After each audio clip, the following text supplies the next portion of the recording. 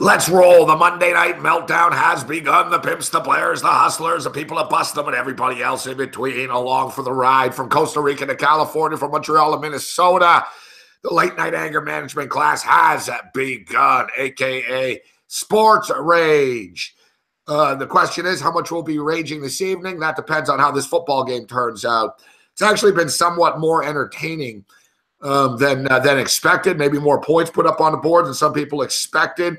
27 points in the first half. It's 17-10 right now for the Baltimore Ravens. Texans came out strong, and Tom Savage is starting to look like the first few series is Tom Savage looked like Tom Brady. Now starting to look like Tom Savage right now. We got some late night basketball. Lakers Clippers. We've got the Sacramento Kings and the Golden State Warriors, and we've got the professor Dave Malinsky from Las Vegas, Nevada. What's going on, Dave? How you doing? Let's start with what's going on immediately. First numbers that we see for the second half: Baltimore 2.5, total of 20. That's projecting the game out to the Ravens -9.5, projecting the full game total out to 47, substantially higher than when that closed. And again, you've got some Houston and over in pocket. You got a chance to maneuver a little bit here. Any inclination to play that second half under and hedge off, or are you pretty comfortable with what you're seeing? No, I'm comfortable with the total situation. I like what I'm seeing as far as I think we can move the football through the air on these guys if they sort of go into a catch-up situation. But I got to be honest with you, starting to lose a little confidence in my Houston side of things, Dave. Maybe that Baltimore. I got to be honest. If I didn't already have Houston plus 7.5 and I was just coming in cold right now, I would say that Baltimore minus the 2.5 is the play. Would you agree with that? Yeah, here's what I'm also interested to see. How are the Vegas shops going to treat this halftime? I'm seeing most of them are 2.5 also. Here's what was really unique tonight, and this is so rare in the modern era. We had 4 substantial Vegas properties, Westgate, Wynn, South Point, and Coast, all closed at 8.5 at kickoff, while Pinnacle and Chris were sitting at 7.5. And it is so rare that you see an NFL line on a primetime standalone where there's a full point off. Now, it's not like the number 8 is anything that you could maneuver with, but there was real big money locally here for the Ravens before kickoff. We just didn't see it internationally. As we speak, a lot of under money showing. I see 20 under -125, Penny, Chris, Westgate, almost across the board at the bigger shops right now. First bettors for the window at halftime have been betting under. How do you see the total playing out here right now? Yeah, here's the difficulty that from a fundamental standpoint, and I don't want you to get overly concerned about your Houston bet, but here you go. That's too late. I already am, Dave. I already am. Well, the fundamental situation I is— would have liked the touchdown at the end there. Instead of that field goal, would have been a big difference if they could have made it 14-14 as far as that 7.5. Because now I'm 1 touchdown away from oblivion. Yeah, or even a field goal away, because if you get down by more than 1 score, that means you have to throw the ball. And Tom Savage playing from behind against this defense, that's not your ideal situation for the rest of the game. Now, where you can stay in the game is you can defend Baltimore. Once again, Joe Flacco not generating 21 dropbacks tonight, 81 net passing yards out of those 21 dropbacks. It just hasn't been happening for Joe Flacco. Best pass all night for the Ravens by Coke the punter, went for 22 yards. So the defense can keep Houston in the game, but if Savage threw 20 passes in the first half, if he's going to have to throw 20 or more in the second half, that has a chance to pop something open. They talked about, John Gruden was talking about Bill O'Brien's offensive genius essentially this evening. And I've always thought that O'Brien was a little bit too conservative over the years. You could argue, well, those are the players that he had, but he also chose the players. And even when he had Deshaun Watson, it was more Deshaun Watson creating things on his own. And early in the game, I thought the play calling was very good for Baltimore. They were playing for Houston. They were playing like a team that was trying to win a football game. They were attacking. They were throwing the football. I'm concerned that O'Brien, gets too cautious here in a second. And also, sort of like a pitcher, Dave, pitching with the lead. Now you got Baltimore's defense. They're going to be coming out flying here, pinning their ears back, coming after Savage now. Well, it makes the first drive so very, very big. If you can just get 3 points on the board, that means you keep contact well through the end of the third quarter, maybe into the early fourth. So if you can get some points on the board, you get one drive where you're not forced out of your playbook necessarily. Hopefully more if the defense can keep contact. But this opening drive is going to be so big in terms of setting that tempo, which you just don't want in the fourth quarters. You don't want to be down 10 or 14 and Savage really having to air it out. That's just not a good recipe. No, I know. It really does. So you guys are asking me in the chat who I like. As I stated, listen, I'm on the Houston Texans plus 7.5, and I'm not ready to abandon ship on it.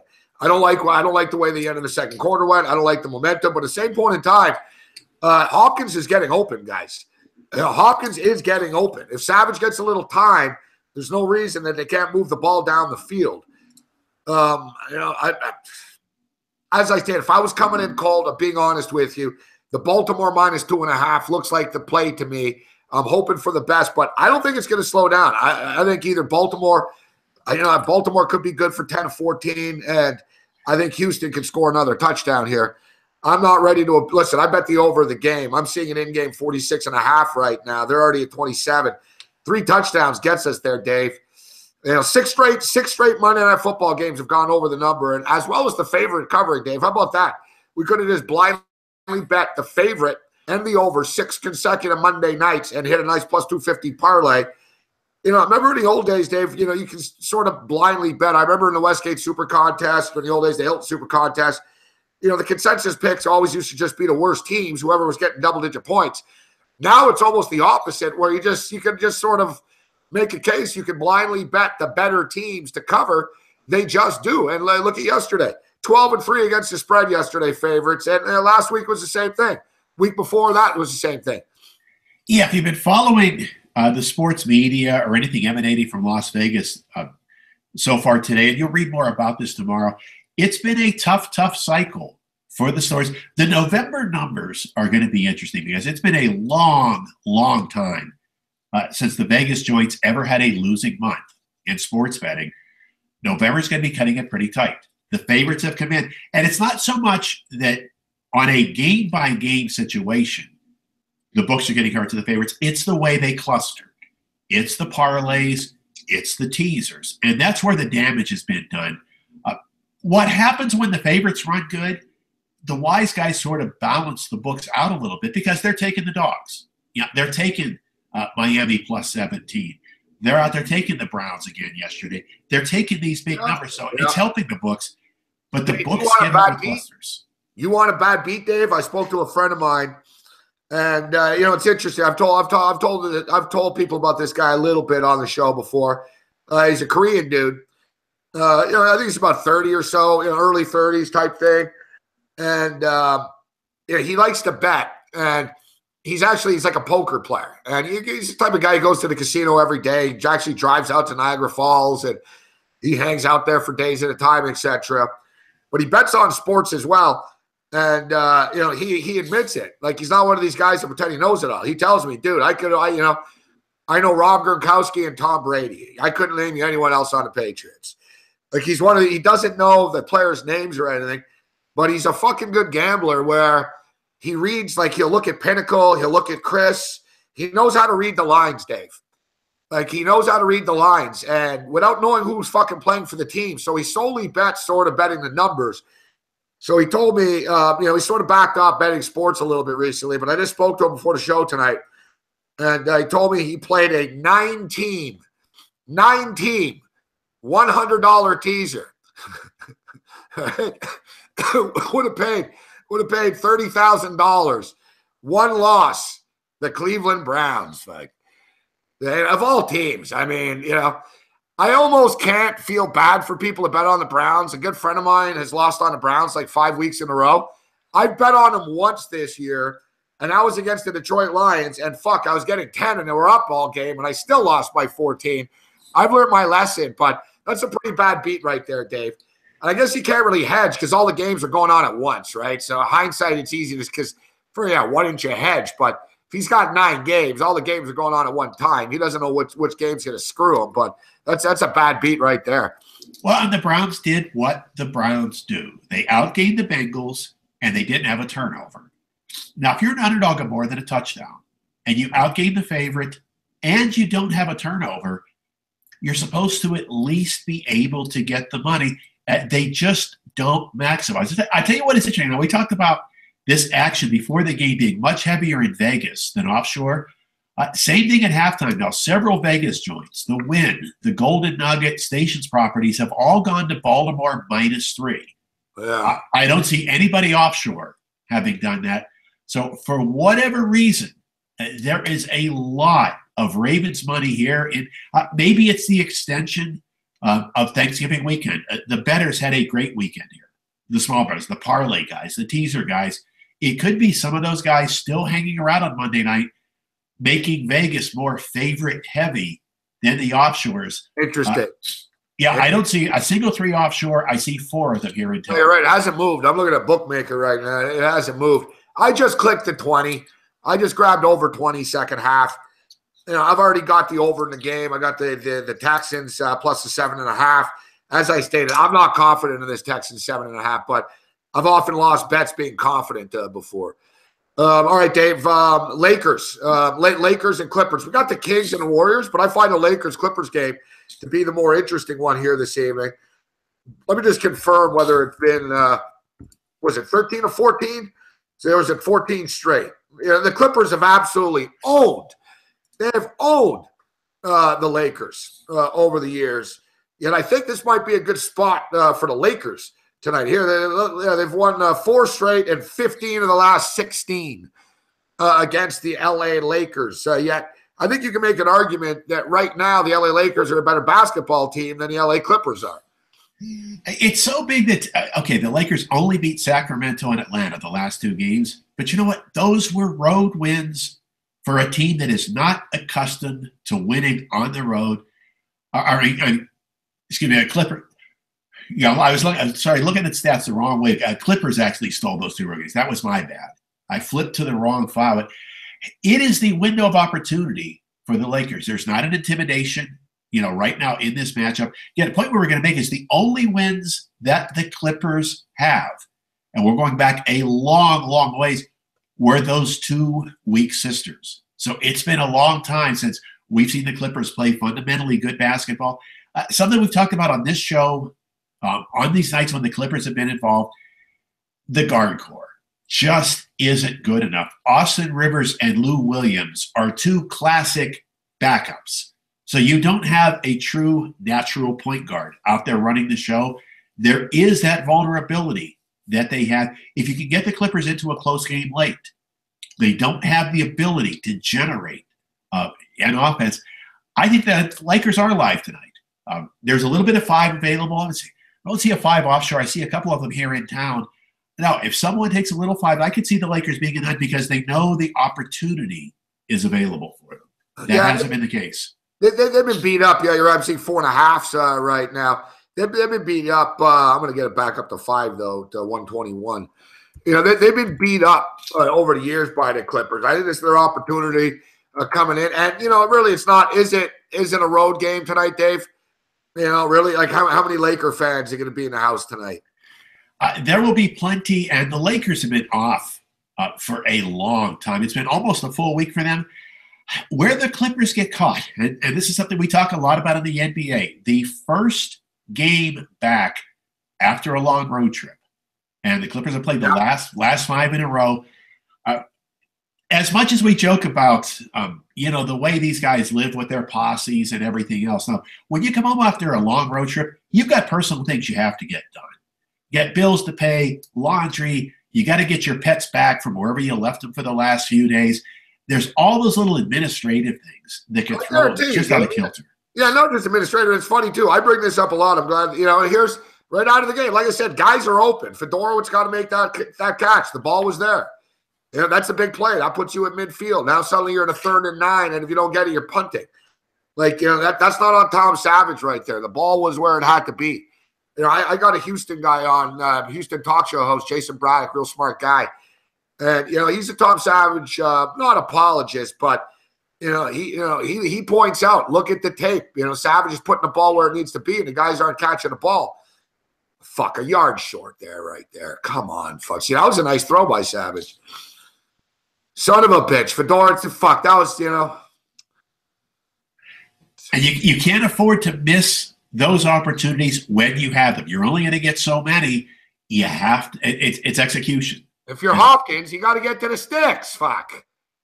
Like if you're Hopkins right there, you got open, you've got to cut a little bit more. I mean, it's all flashy and well and good to carry the ball like a fucking loaf of bread and look cool out there, bro, but it's the fundamentals. You got to get the fucking first down. All right, looks like the second half is going to be an interesting one here for us here. I just got my blood pressure taken earlier today, Dave. Now, for the record, I don't know if it's good or bad, but the lady told me I wasn't all that far off from normal. She said 120 or so is normal, and I was 106 for the record, so whatever that means. Well, now, when she said normal, was that strictly blood pressure, or was she making some other moral and value judgments to go with it? Strictly blood pressure. Okay. Otherwise, I was going to see if I could speak to her maybe tomorrow. There might be some things you withheld, as part of what she needed for a proper diagnosis. All right. And here's what's also interesting, though. If you scored that coming out of the cycle that we just had, all day sports every day, going back to the middle of last week, that's not bad. This was probably one of the worst ebbs you would have to even have your blood pressure taken. Be proud of yourself. Yeah, usually I'm a little bit more fired up, actually. I'm pretty beaten down. I'm not the healthiest person over the last month or so. I might cough, sneeze, or choke to death at some point during the show here this evening. But I'll tell you what, and I talked about this on TV today, we had some really, really, really great games. We complain, and God knows I complain a lot about the NFL, but Friday, that Central Florida, South Florida game was as good as it gets as far as college football is concerned. Just awesome stuff. Both teams laying it on the line. Great college basketball, Dave, in that Phil Knight tournament with the Friday night game with Gonzaga and Florida, and then last night with Duke and Florida. The Grey Cup championship game yesterday, David. I know you're a music fan. Shania Twain lit it up yesterday. It was an epic game, 27-24. 100-yard touchdown pass, 100-yard fumble return. It's more entertaining than anything the NFL had yesterday. So, yeah, you're right. It was a nice weekend of sports. Auburn beating Alabama. And then, of course, we got championship football weekend this weekend. I'll throw the lines at you, actually, Dave. We'll throw that into the conversation as well. Yeah, the one thing you didn't mention is good NFL games, because the problem is even the close games in the NFL weren't very well played. Jacksonville and Arizona had a close game. The end game was disastrous by both teams. It wasn't good football. So many of the games, Carolina and the Jets were close most of the way. That was not good football in the fourth quarter. Buffalo managed to grind out Kansas City. That wasn't necessarily good football. And Tennessee, Indianapolis, another game where it was more like one team lost than the other team stepped up and won. So the NFL quality that we've been complaining about all year hasn't changed. No, I know. Like I said, even that Steeler game last night, I've never seen a worse 28-28 game. It was just sort of boring. I don't know. All right, Dave, so listen, quickly on this one. We talked about the Lakers. For the record, guys, I'm on the Lakers. I like the over as well. Like Dave said, they have been off for a little bit. I like the better at 214, up to 217 right now, Dave. 3-point line move with the over, the Clipper Laker game. Is that just the public jumping in and buying the over? Or do you think there was some big money, or like not big money, but sharp money that came in on the over this basketball game, or public play? And speaking of public, Golden State Warriors now down to 12.5 because Kevin Durant and Steph Curry won't be playing in this basketball game tonight. Any thoughts on the Kings and the Warriors? Yeah, I'll tell you one thing about the Lakers, though. If someone is pushing that tempo, here's what Walton is supposed to do. Lakers are number 3 in the NBA in tempo, and they're just a pinch for being number 1. If you see that Clippers schedule and that layout, and you think they might be leg weary at all, Lakers are so much fresher. You go out and you push the pace tonight. You go and push it even extra fast. Since the Lakers are already accustomed to doing that, that may be where that direction was coming from. Here's what's been interesting about Golden State.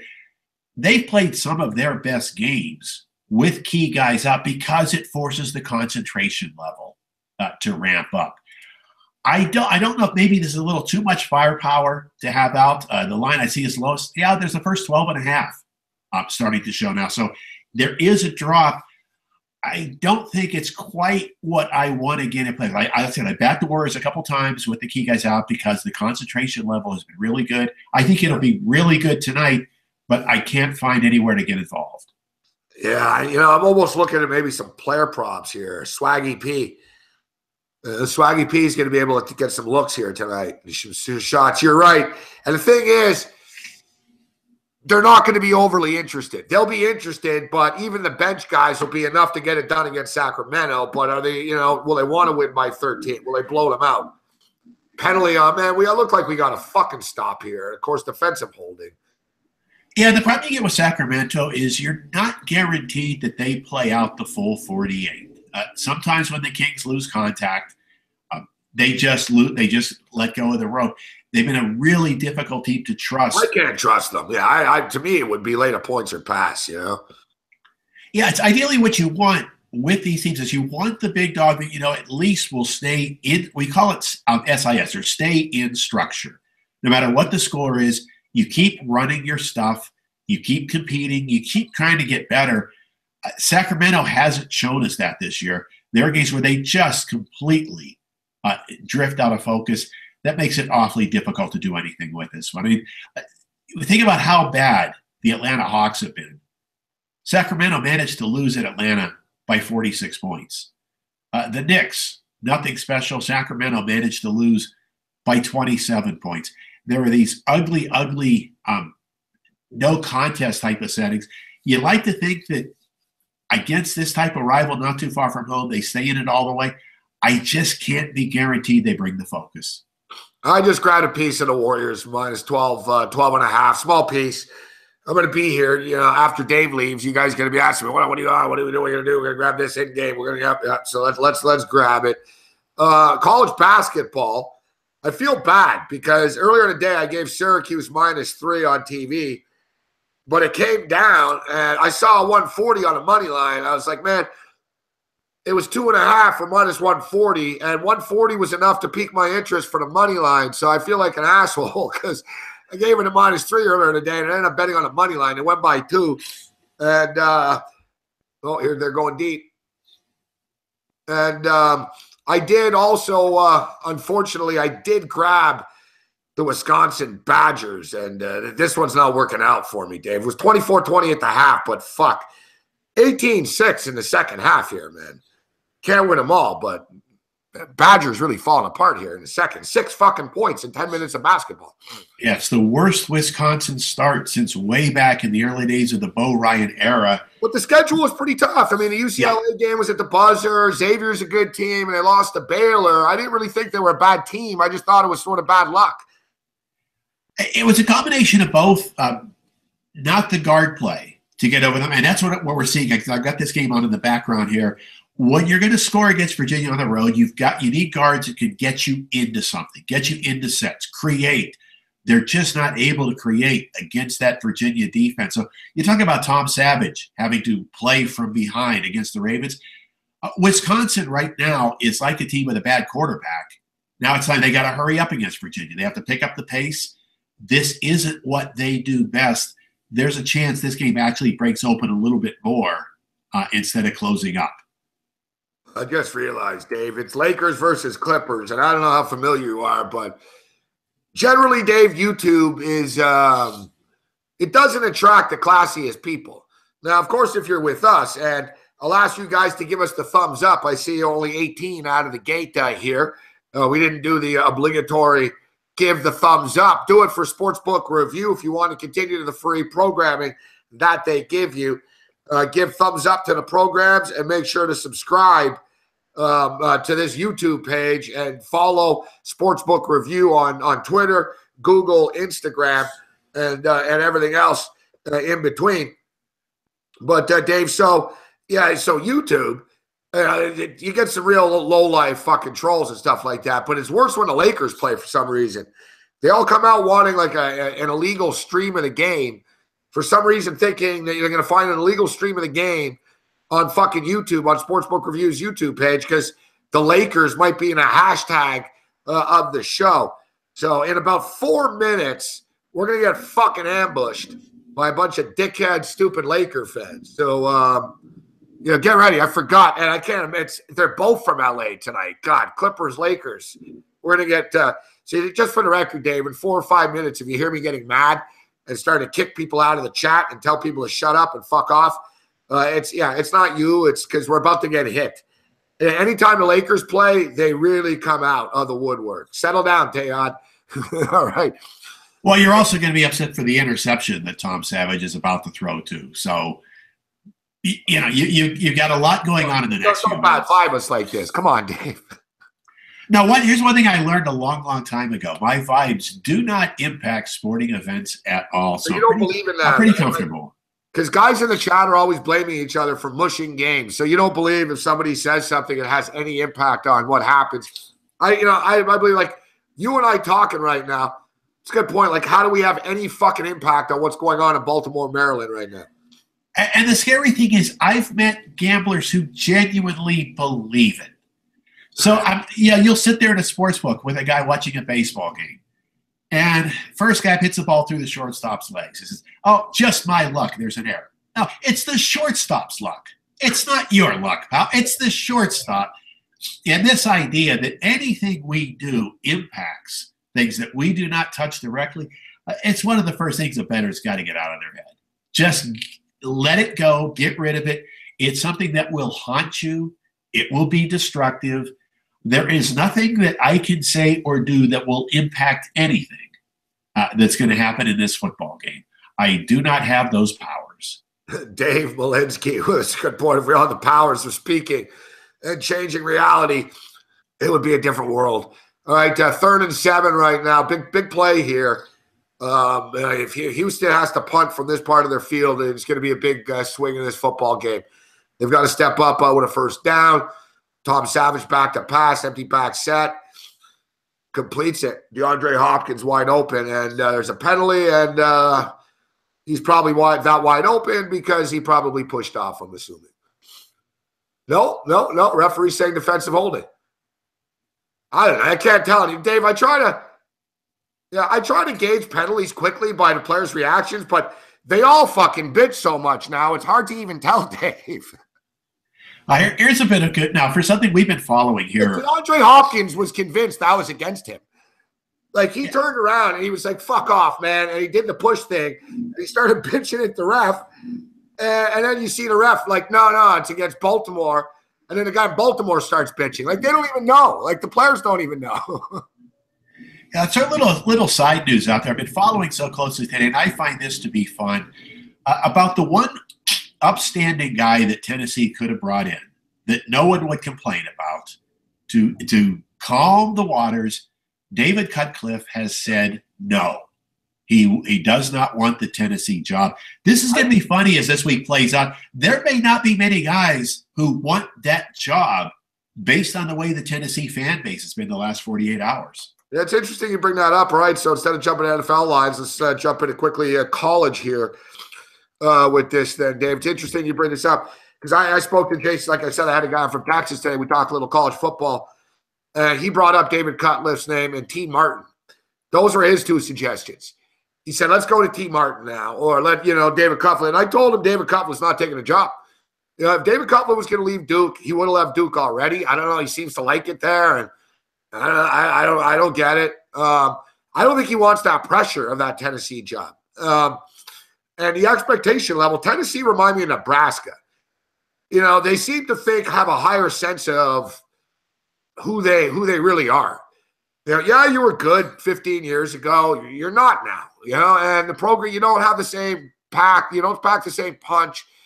You're behind Auburn. You're behind Alabama. You're behind Florida and sexiness. You're behind Georgia, etc. It's a mid-tier SEC job.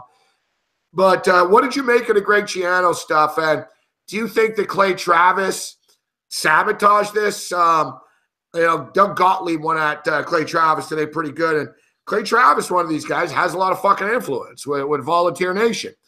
And I got to wonder, Dave, because yesterday the Volunteer fans got pretty high and moral pretty fast about Greg Schiano covering up stuff at Penn State. I don't really know that to be the case. I know he was there. Did he know, etc. And I also have to wonder if Greg Schiano was Dan Mullen, would they have, in a similar situation at Penn State, would they have busted that card out? I just found it to be kind of funny that suddenly Tennessee Volunteer fans have these big fucking morals, and that's what they were against. But what a train wreck. They're shooting for Gruden, they're shooting for all these big names, and they come back with Schiano. That didn't go down well. And then it looked like they actually wanted to reach out to Lane Kiffin until Lane Kiffin's fucking trolling them on Twitter today. Lane Kiffin's like, no. Lane Kiffin took a story that was written that Lane Kiffin's waiting by his phone, to stick it to Tennessee and hit him for big money. And Kiffin said, no, not waiting by the phone. In fact, getting ready to play North Texas, good, dumpster fire hashtag type shit. Lane Kiffin's trolling him now on Twitter. He doesn't want the job even. What do you make of all this? And do you think Clay Travis sabotaged Greg Schiano unfairly yesterday? Let's say that some of the stories that have come out about Schiano are unfair, because here's the problem we have in 2017, and maybe stretch it back about the last decade. People don't want to do the diligence, don't want to have to think, don't want to have to process. The only time Schiano's name ever came up anywhere through all of the Penn State situation was in one civil deposition by McQuarrie. When the trial actually took place, Schiano's name never came up anywhere. So there was one small piece out there. Subsequently, there was nothing. There were people at Ohio State that said, yeah, we did our due diligence. We like Greg Schiano. He's been a stand-up guy for us. So that's all there ever was, is there was one mention in a civil that didn't actually stand up or hold much water. But now here's the thing. Do people sit and explore that? Do they say, well, you know what? That was in a civil deposition, but in the actual trials, nothing was ever said. It wasn't in the free report. No, people don't do that because they like to listen to one guy and run with it. And listen, I don't like Penn State and the way they handle it. And listen, you actually went to Penn State, so yeah, you would probably know more stuff about it. I don't, I think Sandusky belongs in jail. I think Paterno knew about it and just sort of didn't know how to handle it and just sort of hoped it would go away. But at the same point in time, I don't think it's fair to taint any fucking coach that was there, Dave, over the last 30 years, right? Well, here's what happened. Now, when the scandal first broke, news people were all over the place. Penn State was ground zero for vans with the satellites on top. Well, guess what they finally happened this past year? And it's amazing how little media coverage there was. Everything finally went to trial. So after all of the chest pounding from people in the media for so many years, what happened? One count, misdemeanor, child endangerment. That was it. The people at the university were actually found not guilty of conspiracy. That's when it went into trial, when everything finally got laid out. But you know what happened? The trial didn't get covered. And so when I tell people about the trial results, they say, well, when was that? Why didn't I read about this or watch it on ESPN? Why wasn't ESPN at the courthouse? Now, they were at the university back when all the rigmarole was going on. Did ESPN have someone at the courthouse covering the trial? No, they didn't. That was the bizarre part about this. So when they finally had the chance for everyone to have their say in court, one count, misdemeanor, child endangerment, not guilty on conspiracy, that just didn't make the news.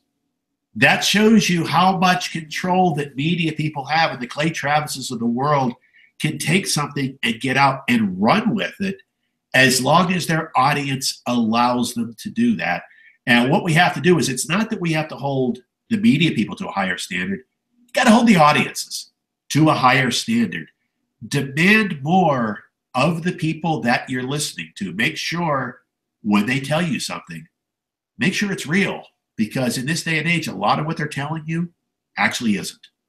Dave Malinsky with us. All right, I promise we'll get to the lines and the games, but let me throw it out here. A lot of penalties on the field here.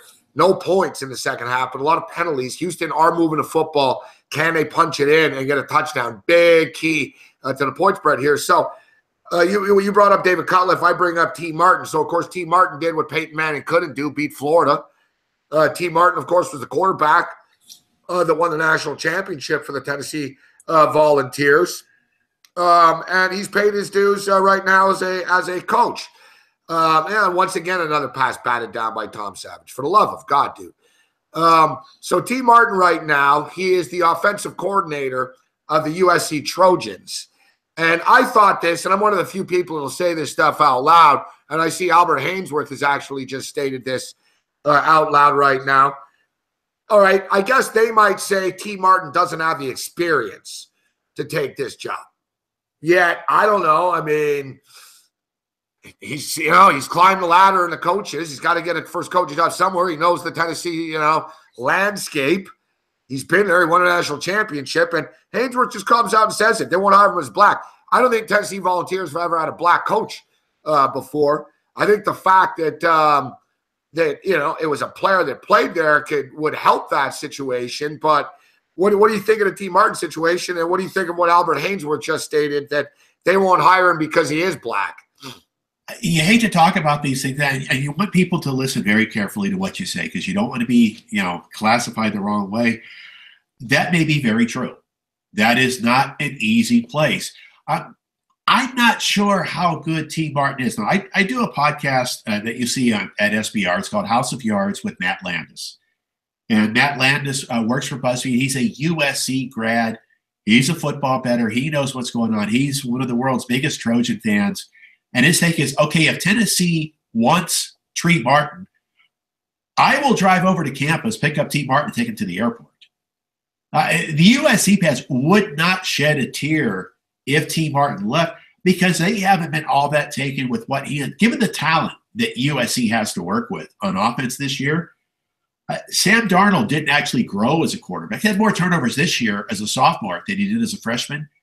They haven't seen that type of development yet. So is T. Martin ready? Well, what would be the proof that says that he's ready? He's been at best inoffensive as the USC offensive coordinator, but I haven't seen anything dynamic. And people who watch Southern Cal real closely tell me they haven't seen anything that dynamic. Dave Malinsky with us. All right, Dave, so let's blast through a couple of these. And, of course, no fucking touchdown. 17-13. Now the actual total of the fucking game is in question now suddenly of this football game. All right, Dave, so I mentioned USC. We got Stanford. Stanford getting 3.5. To me, David Shaw getting points. Speaking of T. Martin here, hard for me not to take a look at Stanford in this football game. I haven't really kicked the tires on these games yet, to be honest with you, though. So we got Stanford. Stanford's getting 3.5. Don't they play that game at Palo Alto, actually? No, it's in Santa Clara. It's Levi Stadium. It's all right, so the 49ers field. Yeah, Palo Alto, same shit. Yes, my bad. Yeah, where they were they exactly? So essentially a home game for the Stanford Cardinal. Memphis and Central Florida, total 84.5. That'll be a fun football game. TCU gets 7 against Oklahoma. Georgia and Auburn. I was all over Auburn in that first matchup. I'm not sure if I will be once again in this football game. They're laying 2.5 in the SEC Conference Championship game. We've got Miami getting 9.5 against Clemson, and then Ohio State 6.5 against Wisconsin. It's going to be a cool Saturday. Some great games, some great interesting matchups that'll really, it's going to lay the foundation for the Final Four. What's your take on the opening numbers, and what game, what game intrigues you the most? Probably TCU, Oklahoma. And this is a game we wrote extensively about at Point Blank, going back to their first meeting. Point Blank is a daily column I write. You can find it at sbrpicks.com. Fascinating first game because Oklahoma jumped out 38-14 at halftime. And they didn't score again. And there became this perception that, well, they got a big lead and they backed off. Said, actually, no. When you went through the play-by-play, they didn't really back off in the second half. They were still trying to throw They were unsuccessful. Now let's connect something up. Let's look at that TCU game plan in that second half. And now consider this. We know how wide open the Big 12 is. Totals in the 60s and 70s all the time. One of the most explosive offensive conferences in the country. The last 7 TCU games, they've given up 6 points in the second half. 2 field goals. 0 points in the fourth quarter of their last 7 games. I'm inclined to believe they found something. They made some adjustments in that second. Gary Patterson, one of the better defensive coaches in the country at doing just that. I think TCU is alive in this. They got to get something out of Kenny Hill at quarterback, and that's the problem. He started the season off very well. Then he became inconsistent after that. If Kenny Hill plays well, TCU's right in this, and I may look at a little plus 240, 250. Wouldn't be shocked if TCU won this game. And here's the game. Oklahoma is laying more. Bless you, sir. Thank you. Oklahoma is laying more on a neutral field than they did in Norman in the first meeting. So there's been a big adjustment towards Oklahoma off that first meeting. I'm not sure that adjustment's right. All right, Dave. So SEC Conference Championship game winners getting in. Georgia wins, they're in. Auburn wins, they're in. Wisconsin wins, they're in. Ohio State wins, I guess they're not automatically in. TCU wins, they're not automatically in. How do you think this is going to play out this weekend with the 4 here? And what about Alabama right now? Some people think Alabama is still going to be in a 4 hole tomorrow. I don't, because I don't think their schedule was good enough to justify it. It's what the committee didn't want to have happen, is to have to deal with tough questions. And it's why a guy like me would be a bad one to have in the room tomorrow, because they'll say, okay, Mr. Malinsky, you've been studying college football 40 years now, almost betting it. Who are the 4 best teams? Well, Miami's not in that 4, right? And even if they win, they're probably still not one of the best 4. Well, the problem is, here's the 4. It's Clemson, Alabama, Auburn, and Georgia. Yeah. Those are the 4 best teams. Now, they can't do that. You can't put that out there as your playoff. Is Wisconsin, if they win this week, are they better than Georgia? No. Are they better than Auburn? No. Are they better than Alabama?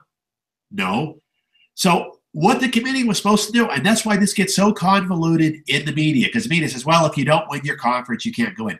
No, the reason they formed the committee is to chuck that stuff out the window. Who are the 4 best teams?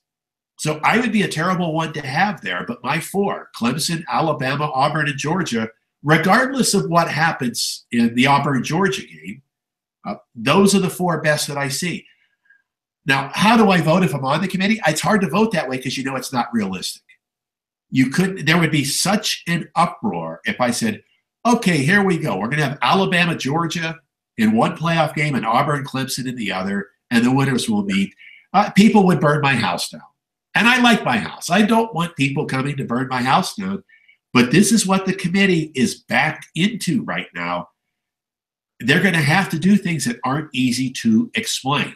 So if someone says, well, Alabama lost the game, didn't even make the conference championship, and Wisconsin's undefeated, why do you take Alabama? You know why? Because they're better than Wisconsin. And if they played Wisconsin tomorrow, the opening line in Vegas is probably Alabama 9. They're substantially better than Wisconsin. The problem is the committee has to explain why they're doing what they do. Guys like, we don't have to explain. All we have to do is bet. Just go to the window, bet. Nobody at the window. I walk up and I said, give me Alabama for whatever. The ticket writer doesn't say, well, why do you like Alabama? No, yeah. you print the ticket, you make your bet, and you move on.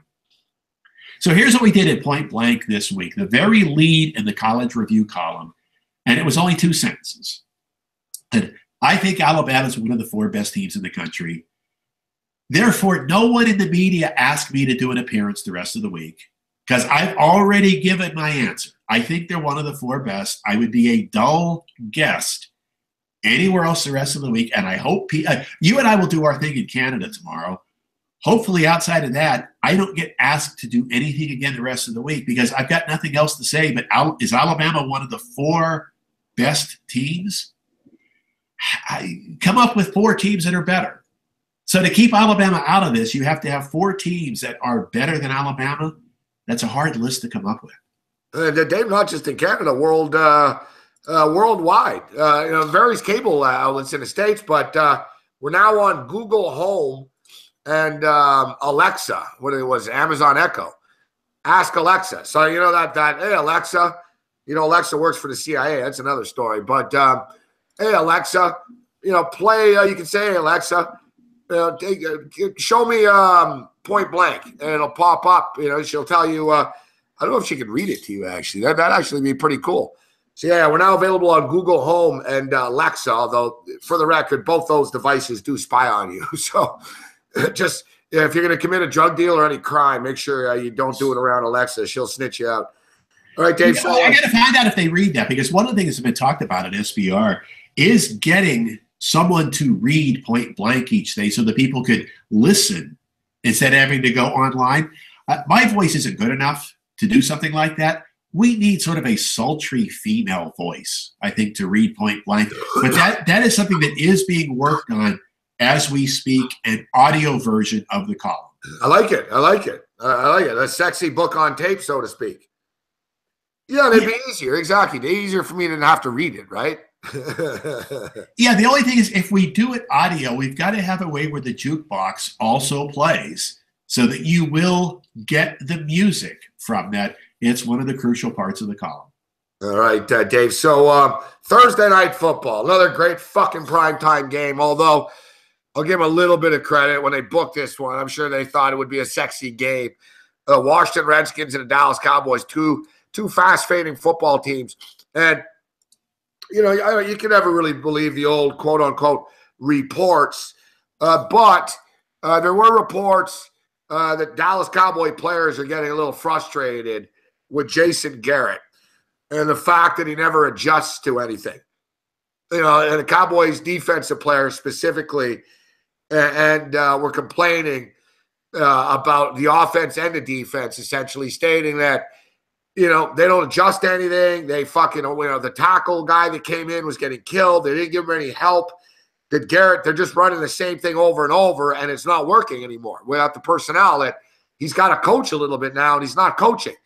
And I guess it was to the point where players are sort of like grumbling on the sidelines, like, oh, great. Like our coaches suck type thing. You guys aren't putting us in a position to win. I don't know if it's true, but there's not a lot of denials coming out of the camp, to be honest with you about it. Well, let's go to the video. Last 3 Dallas games, they've been outscored 72-6 in the second half. That's historic. I mean, you have to go back to the annals of NFL football to find the team that got outscored 72-6 in the second half over a 3-game period. That tells you either the coaches aren't adjusting or the players are simply losing heart once they lose contact in their games. They were playing hard against the Eagles. As long as they were in position to win, didn't happen. They played hard against the Chargers. As long as they were in position to win, the minute they lost contact in those games, there was no spirit. There weren't any adjustments. There were the signs that, yes, the players aren't competing that hard for those coaches anymore. I'm going to believe that. And here's the problem with these rumors. Just the very fact that they get into the newspapers, they do get into the heads of the players and the coaches. Biggest concern of all, Dak Prescott. Prescott's last 3 games, his passer rating is 57.0. If you prorate that for a full season, the only guy in the NFL that is worse is Deshaun Kaiser, and it's a razor's edge. So Prescott over the last 3 games, you can make a case, has been as bad as any quarterback in the NFL over the course of the season. His confidence now becomes a big issue because, again, when you want a team to play hard, if you need your defense to go out there and stand up, they got to look up to somebody. And if Prescott isn't going to be that leader, and if Garrett isn't going to be that leader, where's the leadership going to come from? We've got Detroit and Baltimore. Baltimore playing at home again next week. A tentative soft 3 put up on the board right now at a couple of books. Baltimore -3 offshore.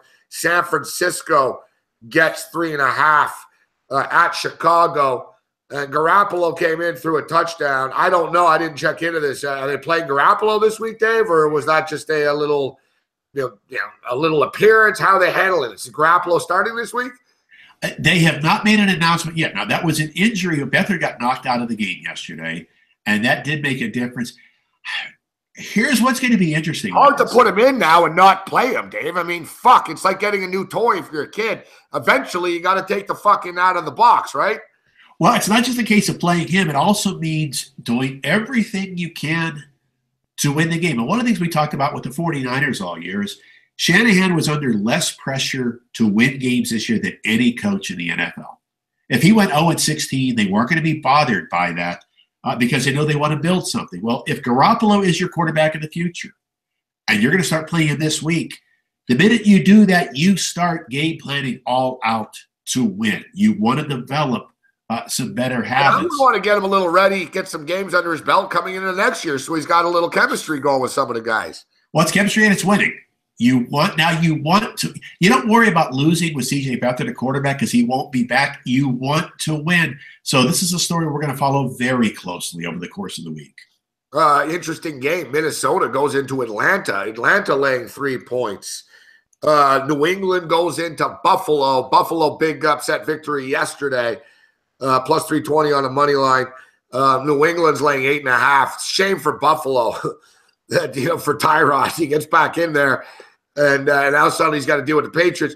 But I will say this, after this game, the schedule eases up for the Bills.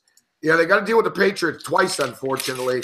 But they've got the Colts and they get the Dolphins twice as well. So they're sort of in the mix. They're getting 8.5, 7.5, coming down to 7.5 at some spots, actually. That somewhat surprises me. What do you think of those two games, lines, Dave? With Falcons -3 against Vikings and then Patriots, Bills 8.5.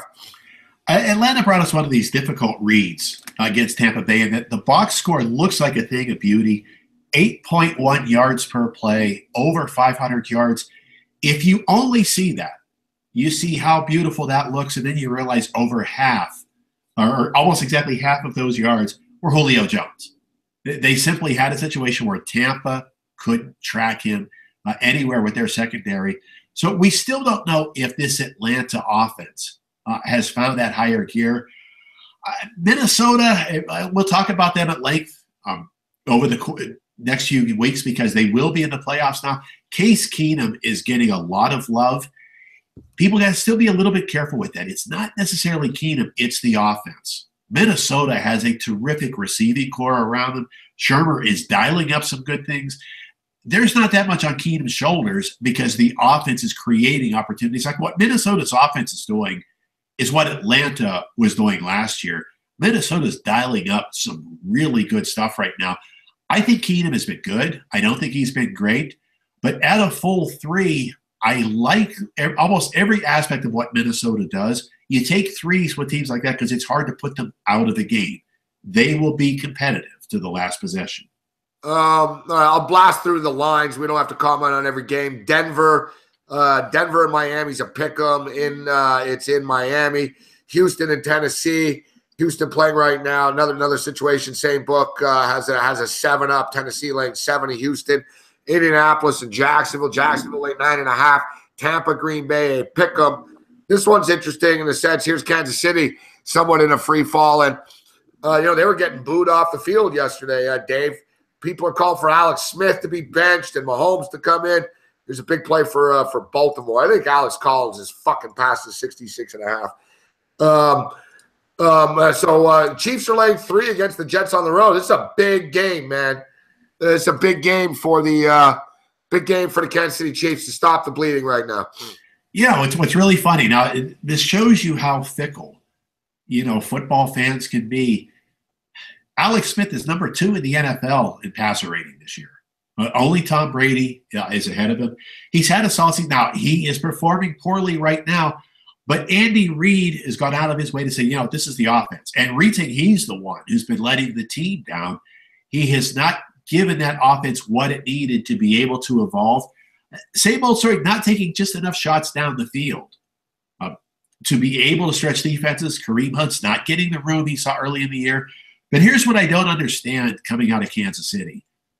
What makes anyone believe Patrick Mahomes is ready to step out there and manage an NFL team? Reminds me of the Nate Peterman situation, really. I mean, it'd be craziness to throw Mahomes out there right now. Yeah, Mahomes is one of these guys that looked good in preseason because he's a terrific preseason type of quarterback. He's going to have swagger in the pocket. He's going to move around. He's going to make plays. He's also going to make mistakes. In preseason, you get away with mistakes against backup defenders.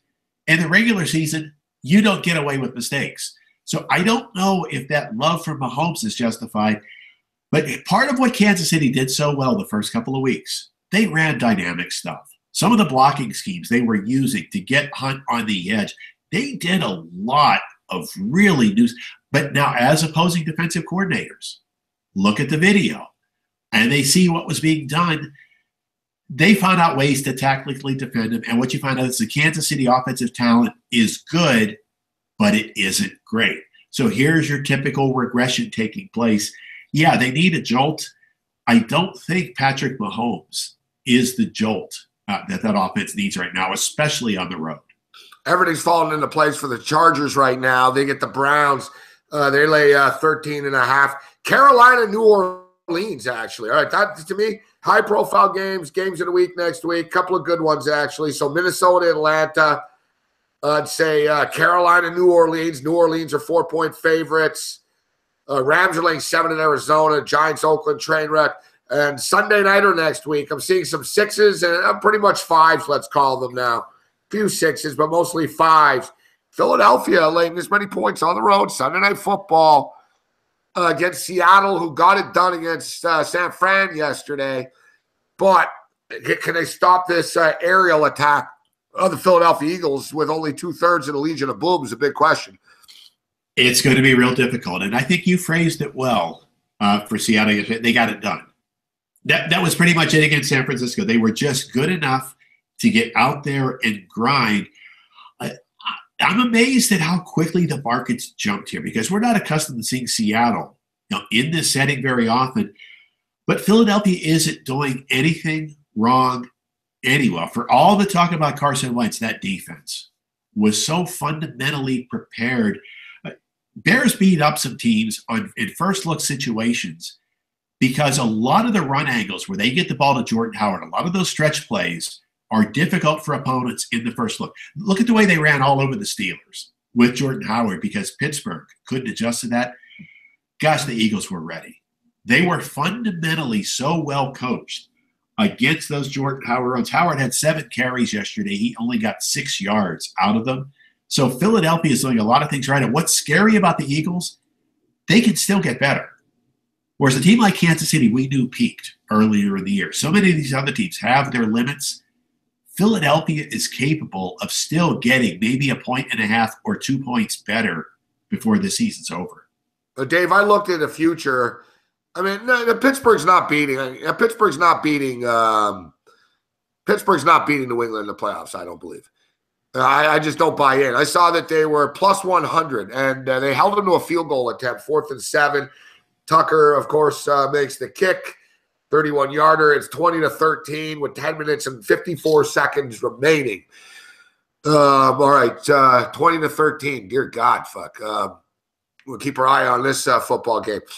So, yeah, the Patriots plus 100 to win the AFC. Right now, I'm seeing the Eagles are plus 200. Vikings are plus 450. Saints are plus 600.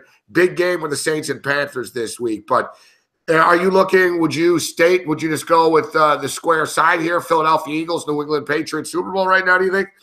The prices are tough because it just isn't any real value to be had from this. There's so much rake taken out of those options that I usually don't even look at them that much. But now here comes the question. Who can beat the Patriots? Now, like you said, plus 100 better than what we would have to lay on the money lines in the playoffs. They would probably be minus 250 at least.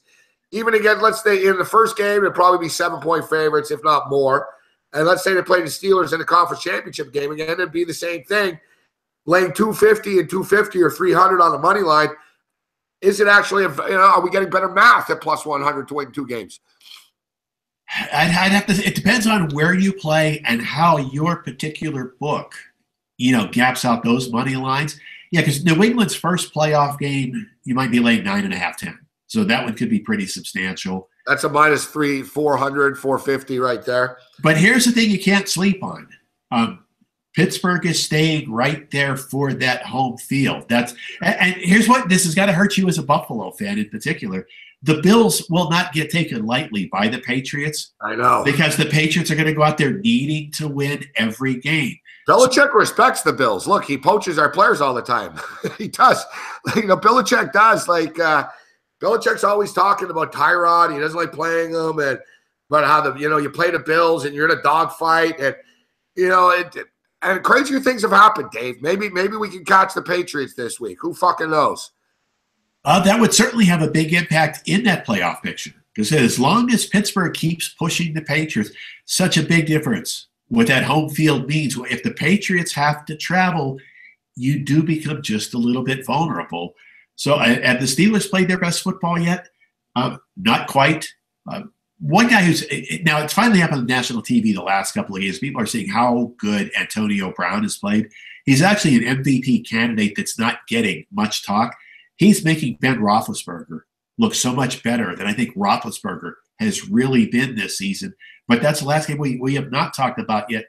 Steelers at the Bengals on Monday night. And it's another one I was a little surprised at how high this came. Pittsburgh sitting at 6. For all that's gone wrong with Cincinnati this year, this is that lay everything you have on the field type of setting. And you're right there, Dave, at 5 and 6. You're right. They win this game. Fuck, the Buffalo Bills are hanging on to the playoff spot right now in the 6 hole. They're 6 and 5, inevitably to be 6 and 6. Yeah, if you're Cincinnati, you're taking the field. Like they can still go to the playoffs, this fucking team. Well, look at teams like the Chargers, who have to believe it's not only, but outside of New England and Pittsburgh, who else would anyone be afraid of in the AFC? No one's afraid of Jacksonville. They shouldn't be. No one's going to be afraid of Tennessee. No one's afraid of anybody in the NFC West right now. Yeah. So if you're the Bengals, if you're the Bills, not only do you believe you could get there, but you can believe you might even be able to win a game. What just happened here? Was that incomplete, or did he catch it and ruled down? What the fuck's wrong with you, Fedoras? How about making a fucking play? It looked like a catch to me, to be honest. And a fumble. Here's your college basketball final game, and this shows you, even in the modern era, Virginia 49, Wisconsin 37. Oh, God, 37 points. I had that on in the background television. And what's usually basketball, like a high school fucking girls score. Yeah, a lot of times when you're watching a basketball game, you have to keep looking up and looking up and looking up at the screen. Not in that one. Wisconsin. Wisconsin was the equivalent of a bad football team playing from behind when they had to score quick.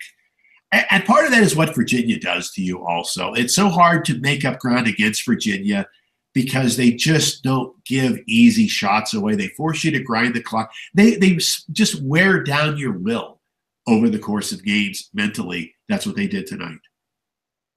Dave Malinsky can read his column first thing in the morning over at sportsbookreview.com. It'll be right there on the front page. Vegas Point Blank is his Twitter handle. And Dave will be joining me tomorrow at about 2:05 or 2:10 Eastern time on a Fantasy Sports television network as well. God knows what will happen in the world of sports between now and then, Dave. Will Tennessee have a coach? Here's How about the Memphis Grizzlies firing Fizdale? He's a good coach, Fizdale. Like, what are these guys? They go through coaches every fucking year, this team. It seemed a little bit early, to make that move. What does this do for the rest of your season? I thought he deserved a little more time. I thought he actually did a pretty good job with the team last year. So we always wonder if there might be something behind the scenes. But here's what I would love, because we are in this day and age of caller ID everywhere. How many phone calls are Tennessee people making where no one's answering? If you're a coach and you see that there's a Knoxville number dialing you, do you just let the phone ring? Man, I don't know why do these guys do this shit so publicly? Like, that's another thing too. It's comical to me. All right. Let's talk about Tennessee a little bit, because There was a Lane Kiffin interview. Like, who takes the job for real now? Like, do they go with an assistant that we're not talking about? Did another rumor? So basically, I was surprised Todd Graham got fired, Dave. I am, and I'm not. I knew he was on the hot seat coming into the year, but the guy won 8 games. He beat Arizona the other night, but I guess they just had their mind made up no matter what. So the reports are Kevin Sumlin's going to end up there in Arizona State. That's all but a done deal. And now I'm seeing some serious Jimbo Fisher going to Texas A&M talk. I don't know why Fisher would want I told you, Dave, DeAndre Hopkins is getting open. He's open again, man. Big play right there. Yeah, I don't know why Fisher would want the A&M job. Why would you leave fucking FSU to go to Texas A&M, Dave, to the SEC? I don't get that. Why would you go that? Like, A&M to me is another job. That it's so overrated. What's so great about the A&M job? Well, let's set some perspective on A&M, because I did a take on A&M, and we were on the Visa Network earlier, so with Polly Howard and with Mitch Moss, and people objected to the fact that we said A&M isn't in the league of Auburn, Alabama, and LSU. So I said, here's the breakdown. They're not. Since 2000, in this millennium, A&M has been in the top 15 one time. Alabama 10, Alabama 11, LSU 10, and Auburn 7. So no, you have shown you're not in that league. But here's the thing I was saying about Lane Kiffin, and it was a good interview that someone brought back up today when he talked about the difficulty of Tennessee. He said, I wasn't able to leave my house there. If I went shopping for groceries, it was going to take me 2 hours to get out of there. If I was going to put gas in my own car, it was going to take an hour, because the fan base believes they own you. They can stop you, talk to you at any time. And so who wants that particular pressure? And I'll tell you who's a guy who's going to be real interesting to watch. UCLA fans are excited about Chip Kelly.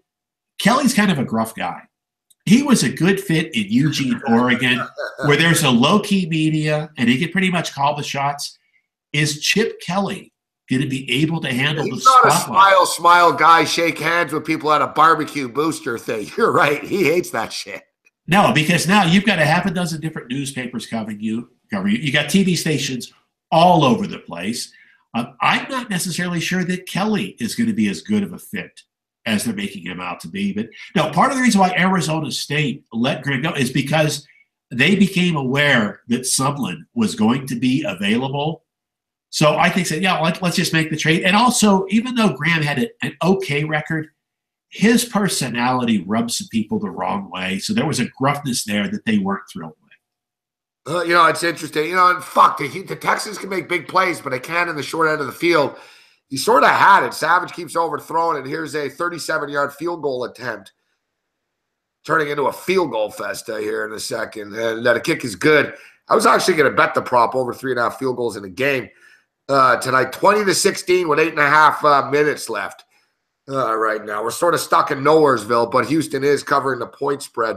A great coach, Dave, a guy that I have a lot of respect for, is Matt Campbell. Did a great job as a young guy, youngest coach, I think, in NCAA history at the time with the Toledo Rockets. Took the job with Iowa State. We've seen he's done a more than adequate job there. You see, Iowa State knows that someone's going to call for him. They just gave him a 6-year contract extension. That was big for him. I don't know if he won. Campbell seemed like he's pretty happy at Ames. And he's not ready. I think he needs a couple of more years there. I don't think he's ready for a bigger time program just yet. No, because when you look at these positions that are out there, places like Tennessee, a place like Arkansas, where Arkansas, the expectations are way. Because here's the problem with Arkansas. And Nebraska, Dave. We didn't talk about Nebraska either. Well, we talked about where Texas A&M was on that totem pole in the SEC West. Well, if you're Arkansas, you get in line behind A&M. So on your best What about Jerry Jones's swing here and money? That's got to come into play for Arkansas. But still, a coach is going to realize on my best year, I might finish 5th in my own division.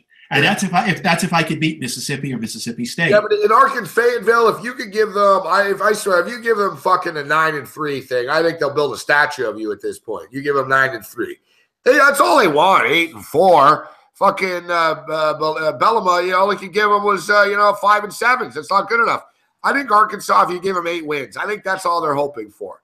And well, here's delusional if they think they're a 10-win team program every year. Well, here's your problem. You lose to Alabama, Auburn, and LSU. You got to pretty much sweep all of your other games. But here's where I think the one that's going to be so much to follow over time. I thought Dan Mullen was just, bless you again. Thanks, Dave. I thought Dan Mullen was brilliant at Mississippi State.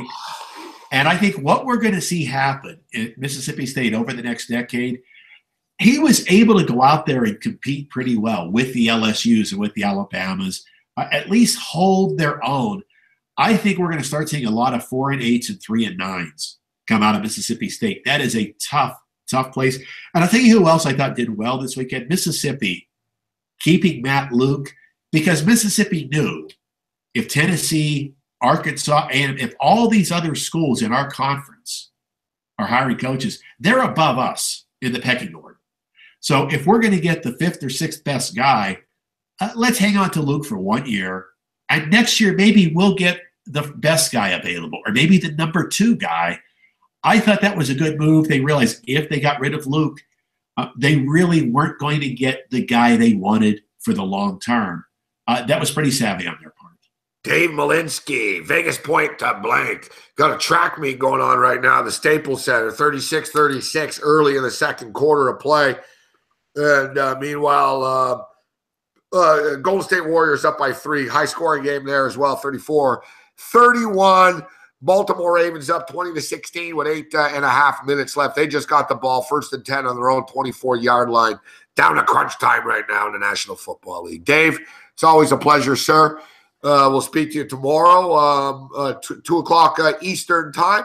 Like I said, who knows what'll happen between now and then. But it's a great time of the year. I imagine a lot. Something will. Trust me, something will. I'm looking forward to it, Gabe. Enjoy the rest of your night. Always a pleasure, Dave. Thanks, Gabe. There's Dave Malinsky with us. Time just flies with Dave. Dave likes to join us. We try to keep it an hour with Dave. It just flows, though. And we can easily go 2 hours, the whole show. Well, the show's supposed to be 2 hours. We usually make it 3. But as you can see, I don't know. I always look like crap, so I don't know if you can really tell the difference. But I'm not at 100% right now, obviously. But I'm like Cal Ripken, baby. I play every motherfucking day, no matter what.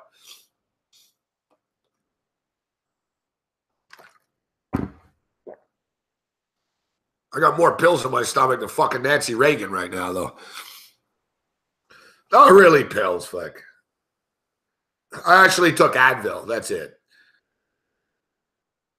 It actually helped. I took 3 of them, but and anyone that knows me knows like I don't even take Tylenol or any of that crap. But the thing with the Canadian healthcare system is, it's cool. You go, they see you for free and stuff, but you've got to wait. So basically, like I've got a situation where I'm in pretty bad pain, and I never go to the doctor. I've never been to a doctor before in my life. So I'm 47. I don't go to doctors. So I didn't know. I called like this doctor, and he's like, "You can't just come see me. You need to be referred to me." And I was like, "All right, how do I do that?" So finally. So basically, Buddy looked at me and he's like, "Oh, fuck." He's like, yeah, I'm going to make a call. And he goes, you should be seen fast. Like, and sort of, he's like, "You've been living with this, man." He goes, "You must be in a lot of pain." I'm like, "Yeah, I am." He's like, "What do you do for a living, if you don't mind me asking?" And I told him I'm a TV host. He goes, "Really?" And he goes, you're fine? I told him, no. I said, "I'm not fine. That's why I'm here." And, I told him, no. I said, the other day I was on the air, man. I was in sheer pain. Fuck. I wanted to stop the segment, but I just got through it. And I said, I don't know. I've been living like this for the last 8 months. I thought it was normal. Fuck. I thought it would go away. It's not. So even after all that, he's like, "Oh, shit." I can sort of see he's like, for real. He's like, "Really?" And he's kind of typing something in. He tells me, he goes, I just put in your report that, they should see you right away. That you shouldn't wait too long." And I'm like, "So what does that mean?" He's like, "Well, you'll get a call in a few days, and probably 10 to 14 days." It's like, so in chunks. It's like, "Yeah, we know you're in pain, and yeah, I see what's wrong with you, but we really can't do anything for 2 weeks. So go home and live in pain for another 2 weeks, and we'll see you in 2 weeks. Have a nice day. I was kind of like the end of it. I was like, so that's it? He's like, well, we can prescribe you something. And what they prescribed me last time, I don't have a healthcare program, man. I have the Canadian healthcare, but they don't pay for medication. And I'm a freelancer, so I don't get covered any health insurance or anything.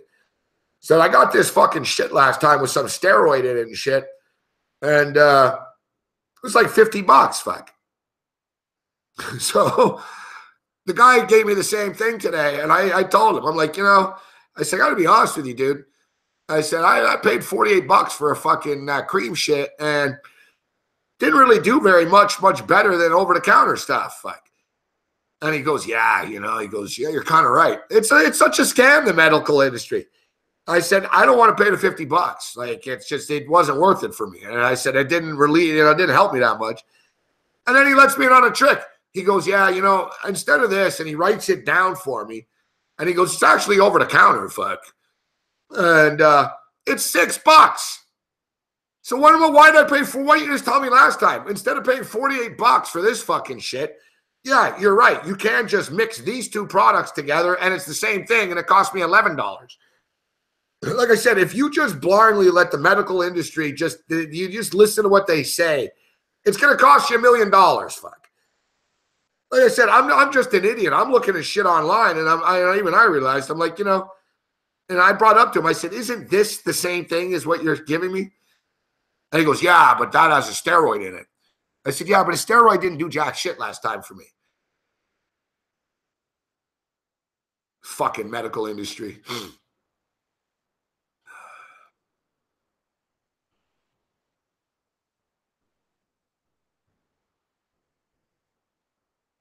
I know, fun videos. That's the shit, man. I don't want to get too personal, Kyle, but I'm all right. I'll be fine. Fuck. This is bad news, though. I've been on a big health kick for the food stuff. They told me it doesn't matter. Great doctor, eh? I told him, I said, man, I've been eating healthy. I've been doing this. I don't know. He's like, oh, no. He goes, to be honest with you, he goes, doesn't matter what you eat at this point. He goes, you're injured. He goes, it's not a dietary thing. He goes, you've got like a fucking tissue issue here. And he goes, doesn't matter what you eat. He goes, you can eat the healthiest shit in the world. He goes, you'll still be in pain. I'm like, all right, thanks for letting me know, doc.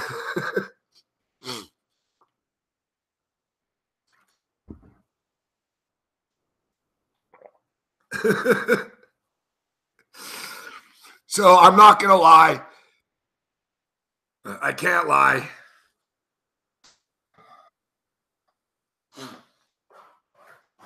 This was our dinner tonight.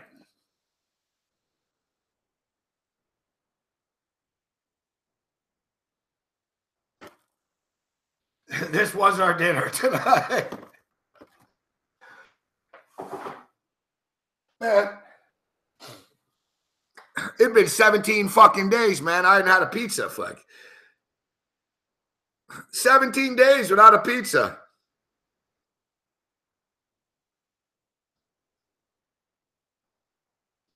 I told the doctor, I said, I'm starving, fuck. I said, I can't eat this shit anymore, fuck. No, I'm on the program still. Oh, fuck off, Savage. Oh, we had this game, and now we don't. I think Baltimore just got the fumble back. No, I'm not going back to the old ways. Look, I'm drinking water here. A pizza wasn't going to kill me.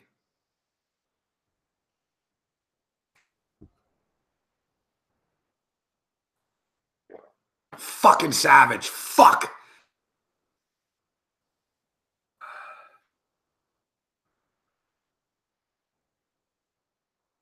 No, one piece is not going to kill me.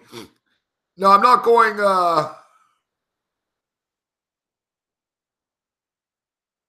No, Pizza Nova actually is the best possible ingredients. Like, it's not bullshit food.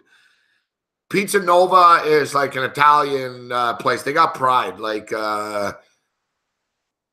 their pepper, like all their food is like fucking cage-free, farm fresh, all that type shit. But no, I'm not going back to my old ways. I don't have any soda here or anything. I just got a fucking pizza.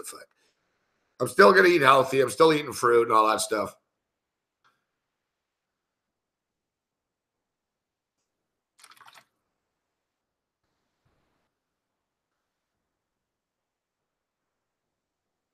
I know, Cameron. I broke down. Yeah, the doctor's like, no, it doesn't matter what you eat. He goes, fucking, he goes, you've got a ripped scar tissue, whatever. I'm like, that's great. He's like, you must be in a lot of pain. I'm like, yeah, damn.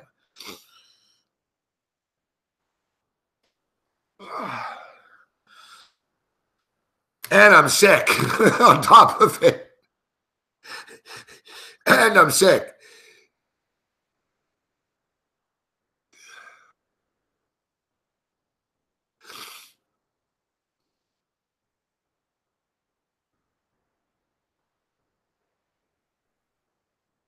Yeah, I'm off the soda stuff. Listen, everything in moderation is okay. Everything in moderation is okay. That was the thing. I ate like shit before. It's a wake-up call. I actually have more energy when I eat well and stuff. So I'm really off of sugar. I haven't had a chocolate bar in like 3 weeks either. I've had one piece of cake. I haven't had much sugar. I've had sugar in some of the juice I drink and shit, but I've been off of sugar too. I have more energy. I feel good, but now I'm just sick, so I feel like shit.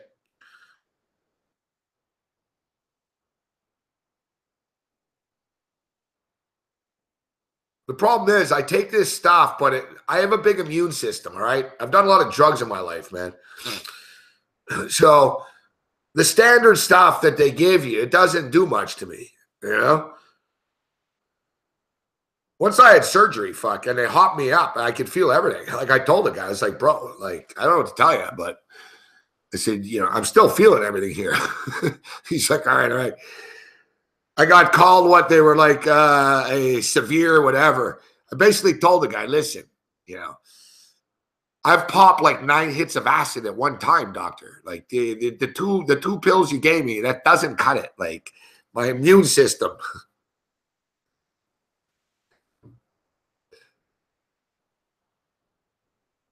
Exactly, Ace Farmer. Moderation, I'm all good. No, I want to keep the energy factor up that I have. I'm not going back to the grease shit. Like I said, pizza's fine. Pizza Nova's nice and clean. I'm eating clean. The whole deal is I'm still going to eat foods, but I'm not eating fast food restaurants and I'm not drinking soda anymore. And I'm eating nuts and I'm drinking water and stuff. It's funny you say that, Kyle. I can tell you some funny stories. I used to speak at high schools. I can tell you a really funny story. I've told it before, but yeah, my speaking tour thing came to an end. I actually used to speak at universities even.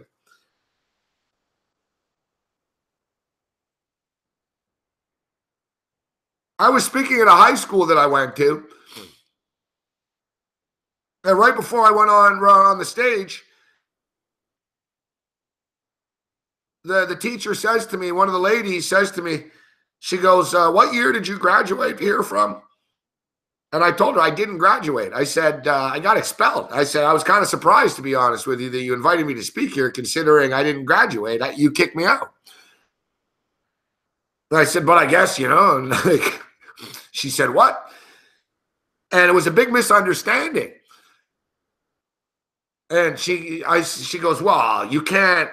She goes, you can't go out and tell everyone you didn't graduate here, that we kicked you out. I said, well, what am I going to do? Lie to the kids? It was a big brouhaha before I went on.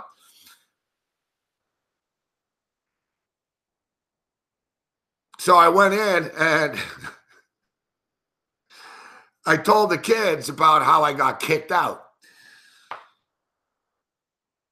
And one of the kids in the room said to me, well, you got kicked out of school here and you just said, you didn't even finish high school and you're the host of the Canadians postgame show now.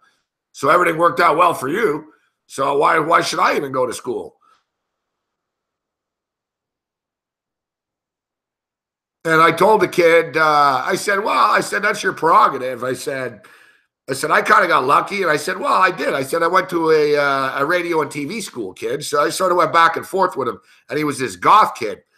And he got up and he said, fuck you. He said, fuck this to me. Okay. So the goth kid got up and walked out of the class, the room.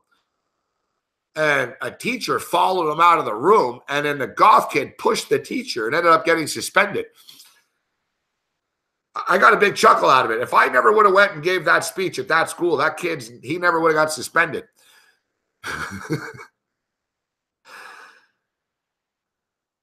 And another time, Matt Mingo's in Montreal. I was on the radio in Montreal. My show was very popular on AM radio. So Concordia University contacted me and asked me to speak at the sociology department. I don't know why. Why would anyone ask me to fucking speak at a sociology department? So they asked the students to listen to my show the night before. Right, they're kicking a field goal. So they asked the kids to listen to my show. So I guess on the show the night before, I told someone to kill themselves. Not really, but I told someone to fucking jump off a bridge or something, right? And some chick in the class told me that her friend just committed suicide. And man, it was a real downer. I got into it with this fucking chick in this university fucking sociology department. It didn't end well. And my speaking fucking shit started to go down after that. Word got out that I got into it with some chick at the university. It's like, listen, lady, it's not my fault your friend killed herself. Like, you know, I'm just a talk show host, all right? I'm just here because your professor's a fan of mine, man. You know, what do you want from me, fuck? So, and then, of course, the best, I also was briefly on the bar mitzvah circuit. That was the fucking best. I got paid $1,500 to show up at a bar mitzvah for like 10 minutes, fuck. I was hitting on old Jewish ladies and shit. Fuck. It's a great time. Some old lady was trying to set me up with like her fucking daughter and shit. She's like, oh, he's a nice Jewish boy. I'm not Jewish though, fuck. But I was going along with it, fuck. So I'm like, hey, nice to meet you, stuff. I was thinking in my head, I'm like, how long are they going to realize I'm not Jewish, fuck? Yeah. A lot of people think I'm Jewish for some reason. Like, once I was at a media table, and somebody at the Montreal Canadiens, I was at a press conference. See, people in the chat aren't paying attention to what I'm talking about, but I know people at home might be. I was in the Montreal Canadiens press room, and some guy in the media said at the dinner, said to everyone in front of everyone, that if he was Jewish, his career would be better than it is. And somebody who was Jewish in the media was at the table. Two guys who were Jewish said, that's the most offensive fucking thing. And he goes, that's crazy. He goes, I'm Jewish. I don't know. Look at me. You have a better job than I do. So they started going back and forth about it. And then the two Jewish guys said to me at the table, they're like, Morency, what do you have to say about this? Aren't you offended as someone who's Jewish? I just looked up as I was eating, and I said, I don't let other people's intolerance offend me. I didn't tell him I'm not Jewish. I'm not Jewish. I played it up. I'm like, oh, no, you know, he's just talking. I'm not even Jewish. I swear, Italians think I'm Italian, Greeks think I'm Greek, and Jews think I'm Jewish. Like, I'm telling you, I could fit in with any of them. Oh, great job, Savage.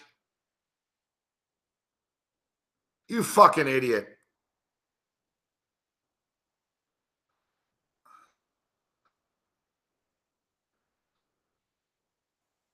Yeah, like even these guys, they see me every day. I'm like, does Morency sound like a Jewish last name to you?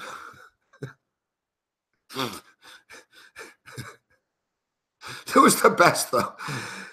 Yeah, it was the best. Guy looked up. Morency, as a Jewish man, aren't you offended by what he's saying to us? was like, I don't get, I'm very tolerant, Barry. Fucking, I said, he's just speaking his mind. I'm eating my dinner there in the press box. I said, yeah, the Jewish community of Montreal seems to think I'm Jewish. I'm doing the bar mitzvah circuit. I played another thing. I played at the Jewish community. I got asked by the Jewish Community Center, whatever, in Montreal to play in a charity hockey game. And I rammed a 14-year-old kid's face into the boards, fuck. That's a true story, too. The kid stole the ball from me twice. I told him, fuck. I said, this little fucker showed me up. He sort of fucking body checked me once. He was probably about 16. He wasn't 14. He was about 16 or so. But whatever, man. I fucking tripped him and he fell face first into the boards. Like, I fucking smoked the kid. Hey. I don't know what to tell you, fuck. Fucking punk. Now walk like the wind. Go.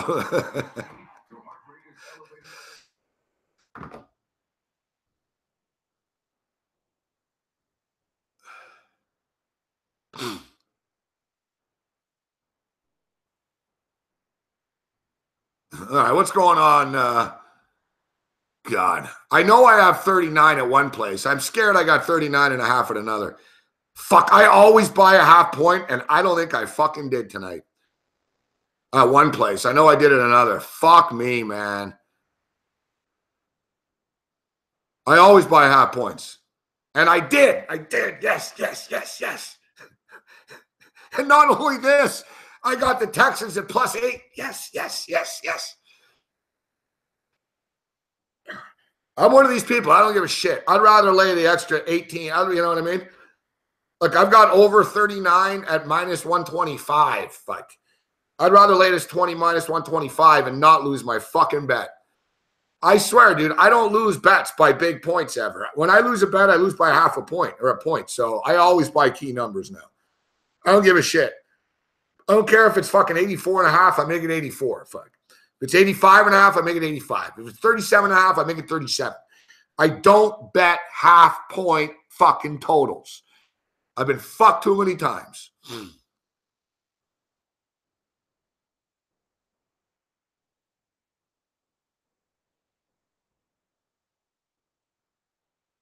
Exactly, Ace Farmer. People are like, oh, in the long run, you'll go broke like that. It doesn't matter. So what? I don't care. I get $3 back less on my bet. I'd rather have that fucking insurance. I'm not getting screwed for half fucking point. Never again. I buy the half point.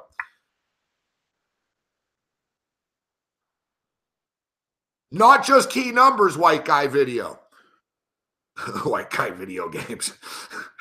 not just key numbers, like any fucking number. Oh, come on, Olin. You can't lay 7.5, bro. Bro, you sound stupid. The video on the game. Yeah, and I'm the stupid one. Fuck. Hey, Latarius, fuck. Why don't you stick your face in a fucking blender, fuck? You'll be better looking for it.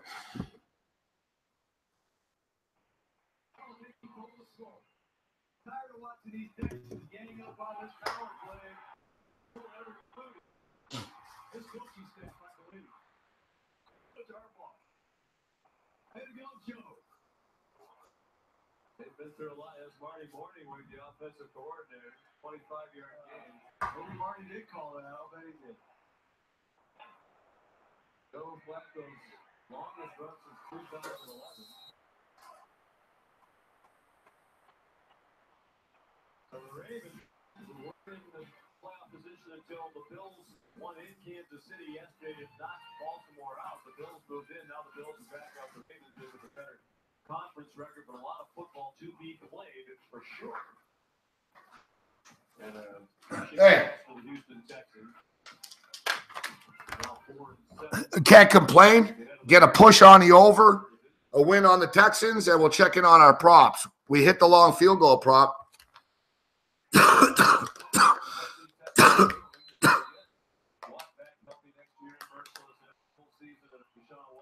Holy fuck, Flacco, I know, huh? Yeah, well, you know, when you get these shit games, today we started throwing darts on the fucking touchdown scores of the game at big money. We noticed Joe Flacco at 10-1.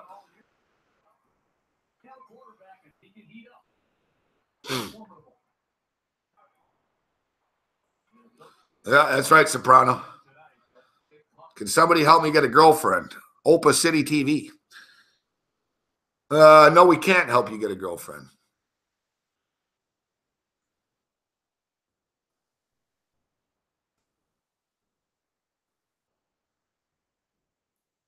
We can suggest some escort services for you. Good. Yeah, look out for the Ravens. Yeah, for what?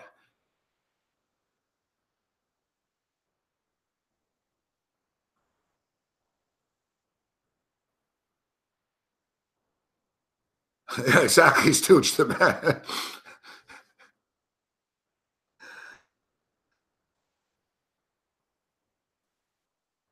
Yeah, every team. Gruden was talking about Tom Savage being great, carrying the team earlier. Fuck.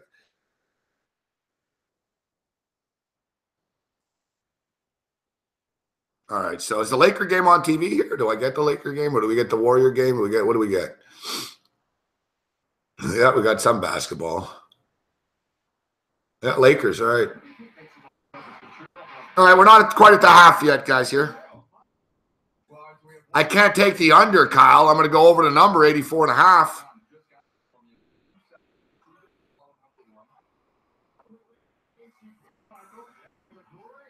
$57.57. Hey, we're on the Lakers and the over. It's a nice spot here. We got 114 points. We got 5 points. We'll take a look at the second half here. I swear to God, you'd think I live in LA. That's a travel. You think I live in LA, man. Like, every Laker game, I'm like, yeah, where's the Lakers? Boom, there it is. I swear I get every fucking Laker game on TV. It's bizarre world. Like, this isn't a nationally televised game either. I don't know what the fascination is, but Sportsnet seems to show a lot of motherfucking Laker games, man.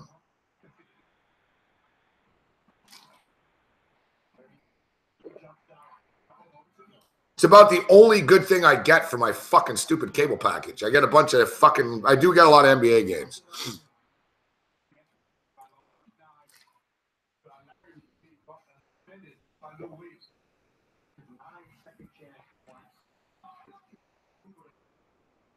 You know what it is?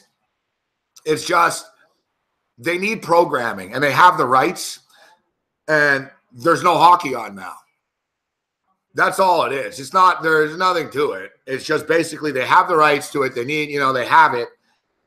So why not just put it on? You know what I mean? Like, Sportsnet owns the rights to all these fucking NBA games. They could put on any fucking these games if they wanted to. So, but they don't do it earlier in the night because they'd rather show hockey than they'd rather show the NHL. They have the NHL rights also. So if once the NHL's done, they don't mind. They'll throw the basketball on, you know?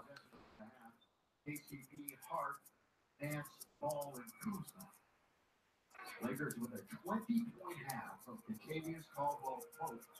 Next time it's Lakers 59-59. It's been a real track meet here. Like I said, the Clippers have beaten these guys 15 out of the last 16 times they played. So there's a lot of you figure they're gonna want, you know, they want to get this shit. Lonzo Ball. Boom. 3 ball.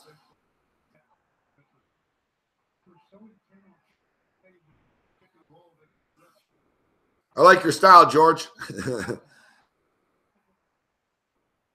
All right, so let me check in on the props and see how we did.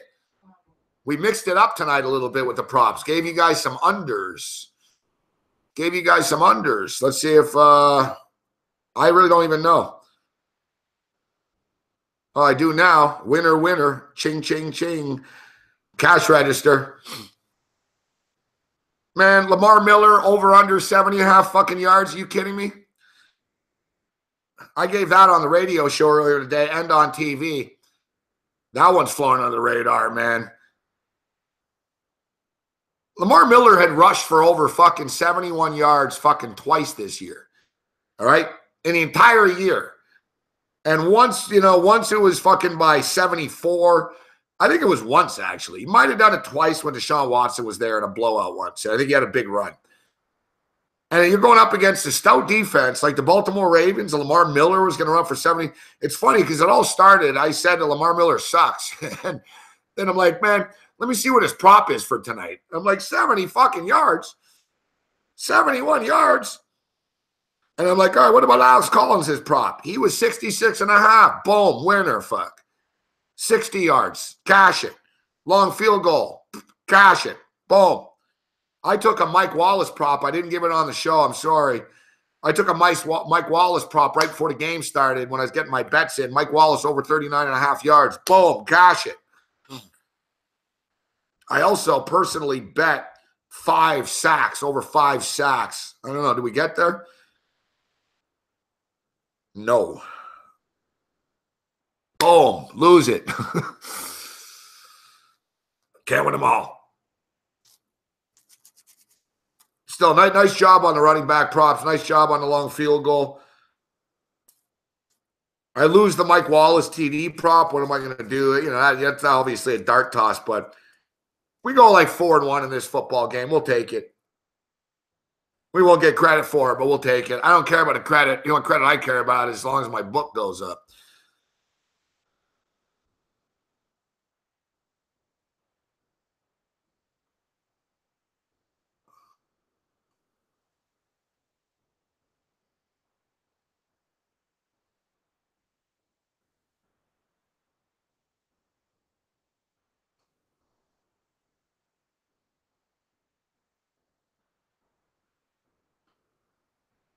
I know, man. I don't understand that either, Ace Farmer.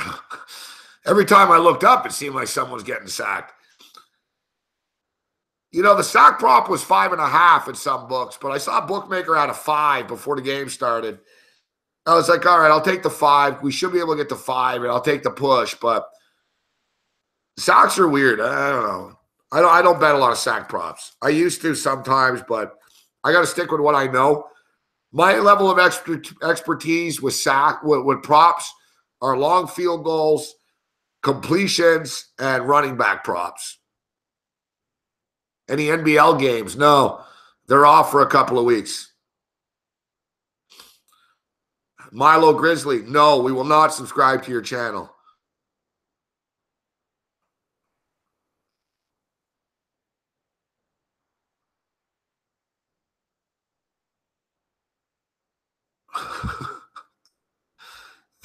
Maybe we will. What's your channel?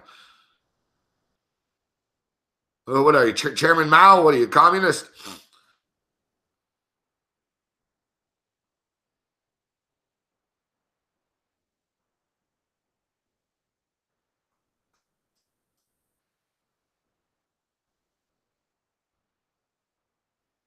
All right, second half.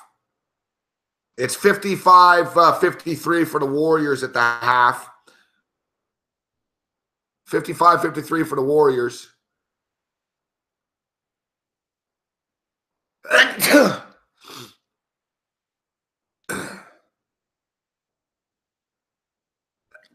I'm already on the Warriors, minus 12.5. So what could I do? I think the Warriors probably pull away, even though they were out Durant and Curry.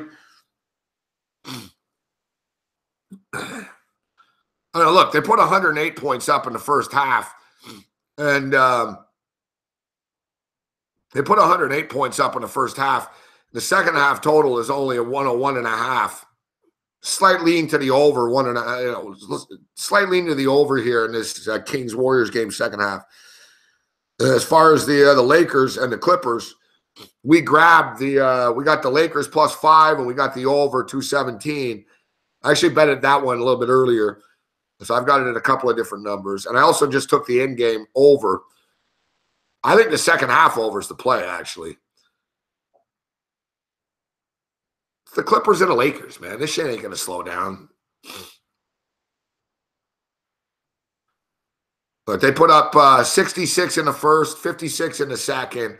I would expect 55. You know, this should be able to get to about 110, 115 in the second half here. We got to lay 105.5. I'm going over 105.5 in the Laker game.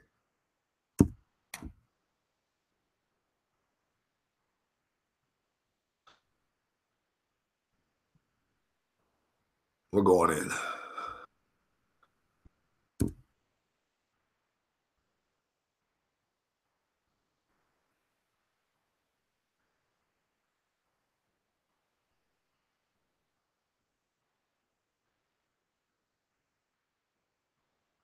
Oh, shit.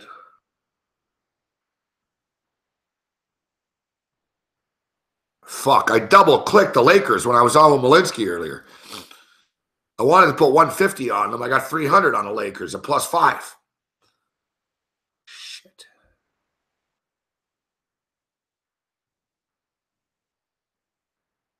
Fuck me, man. Fuck. This fucking book, man. Fuck.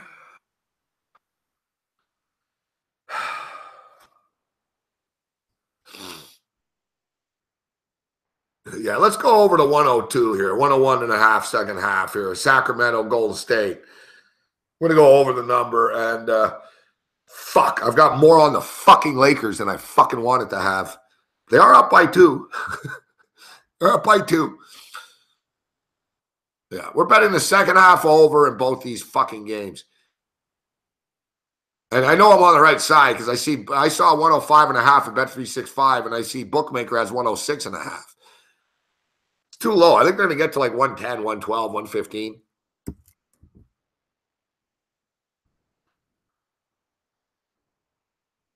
Hate double clicking. That hasn't happened to me in a few weeks. Fuck. Last time I double clicked, it was about a month ago or 6 weeks ago. It was on a Friday night here with you guys. I double clicked a Boise State football game by accident. Fuck. It's not easy hosting shows, talking to guests. I'm fucking sneezing and choking, dying here. Fuck. I'm trying to get bets in. 106.5. There's no fucking value on that motherfucker.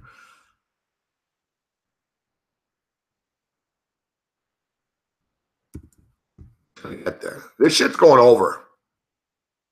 I like the second half there. This Lakers shit's going over in the second here.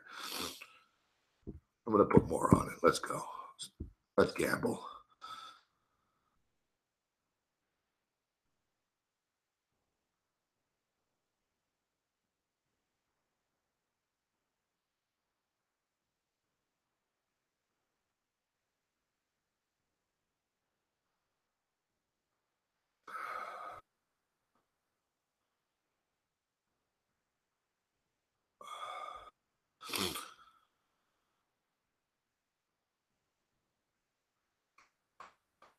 Well, it keeps going up. Abel Vada 107, huh?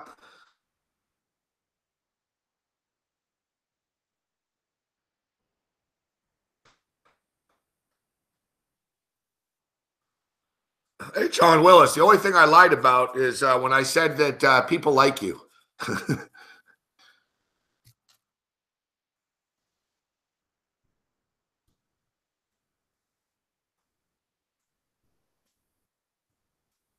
Yeah, I think this Laker, hey, I'm on the Lakers and I'm on the over. Let's get this shit. I just bet the second half over as well. What books do I use? UWager and Bookmaker. Bet365. I got to take a break here. I'll be back.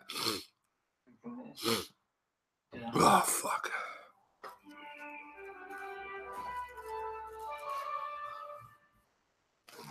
Juicy fruit, they come with game.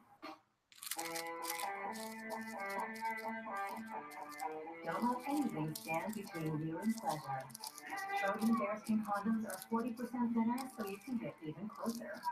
Trojan Bearskins, as thin as latex condom ever. Some ingredients. What are there? Corrosion inhibitor. Demulsifier. Solvent fluid number 1. Solvent fluid number 2. Anti-adhesion compound. And marker molecules. Get better fuel economy with Synergy. SO. Energy lives here.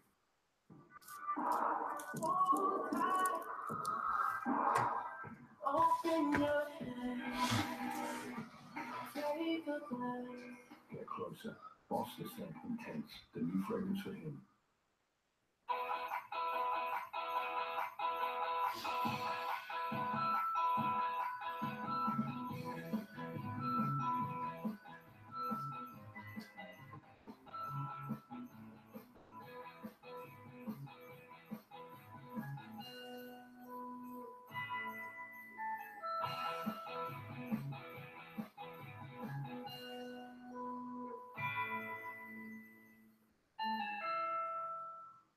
I'm a little anxious about buying a car. Oh, no need. Whether you're buying, selling, or trading in, the new Auto Trader IQ report shows you if you're getting a fair price. That's incredible. Oh, no, thank you. I couldn't. Visit autotrader.ca. Saxon, Curtis Douglas and Barry, clash with Austin Keating and Ottawa. The CHL Saturday Showcase on Sportsbook. Lakers basketball is brought to you by Jack in the Box. Try fast food's first ever ribeye burgers. Only at Jack in the Box. Limited time only. Rob, Lakers are 5-1 when they make double-digit threes. They have 8 already. Yeah, they're coming out fire, especially Mr. Pope. The thing about it, they haven't been forced threes. They've been sharing the basketball, moving the basketball around, and that's the thing you're going to see out of this team. When you pass the ball, get it to open guy, wide open threes like that from Mr. Hart. Yeah, 15 assists on 24 made baskets, but it's moving, especially when it goes inside, out. They're getting a good, good shot, 4-7 for Pope, and Kuzma doing a good job when he's building his up, 2 or 3. It's a game you feel the Lakers have right there to win, right, James? Gotta have this in the home. Revenge, redemption, and it's the Clippers. Yeah, they're playing tough. They got 11 offensive rebounds, playing for the Clippers 3. At least you know they came out playing hard-nosed basketball. I love you still call it home, even though it's supposed to be a Clipper home game. This is the Lakers home court. I thought the Clippers were San Diego.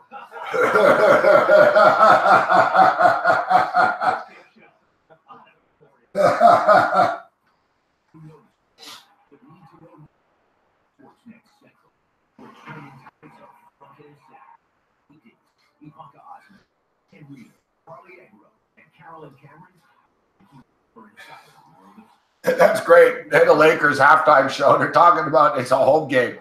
They're like, it's a Clipper game or a Clipper home game. He's like, I got there from San Diego. That was hilarious, man. At OK Tire, most people only know us for,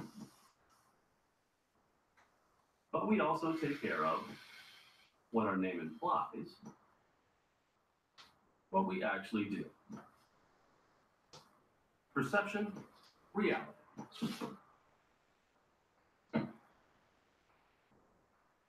So come in for full auto service. OK Tire. Service, repair, and tires. What is that? Google Pixel 2. Can I see it now? For sure. Whatever did it? Never. So it's a phone? Well, it's a phone by Google.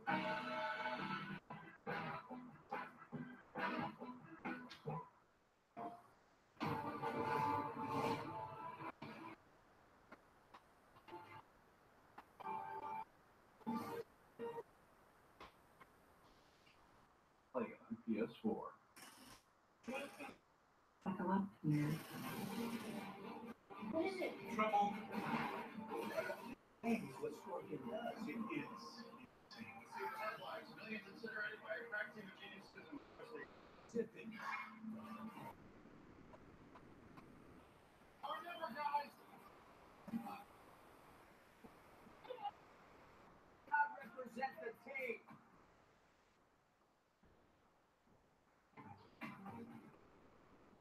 Prime Time Sports. Weekdays with Bob and Calvin. Lakers basketball being brought to you by your Southern California Toyota dealers. Now is the time to save big on the all-new 2018 Camry and Toyota's November sales event. Halftime, Lakers lead the Clippers by a deuce, 62 to 60 as it's time to revisit Alexis Keys to the game. Limited loss, well, they started out, they still have their first 3 shots were lost, and the Lakers took care of that. So they followed instructions there, 3-point shooting. Lakers did really good there. Thank you to 2 players, Davis Caldwell-Pope and, of course, Kuzma. And then the bench versus bench. Lakers up by 18 in that department. So it looked like they would be up by more than the 2 that they are. Mike Trudell, coaching staff think about that first half? Well, Stu, like a little adjusting as that starting lineup gets used to playing together. Once again, it was really the second unit that got the Lakers going and then carried that through the rest of the time.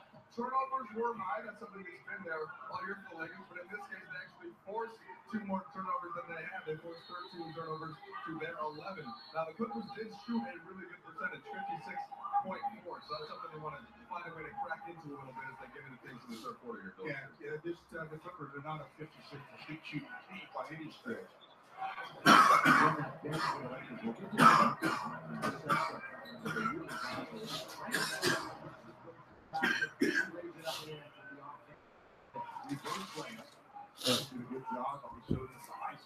Oh, fuck.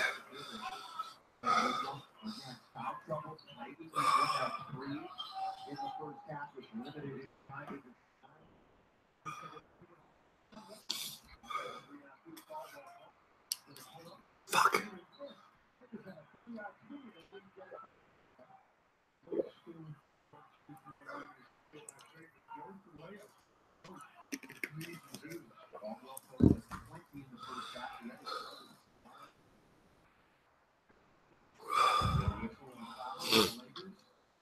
I'm getting worse as the night goes on here.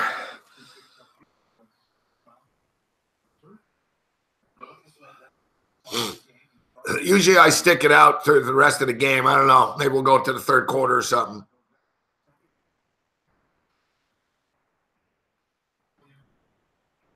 It's funny, when I was at the doctor today, too, there was a big fucking thing on the wall. It said there are no antibiotics to cure a cold. Rest and fluids. I looked up. I'm like, I better start. Maybe I better do that. Lisa Ann's all right. I think Lisa Ann's nice, actually. I just don't think she likes me very much. She seems to be nice to everyone else, though.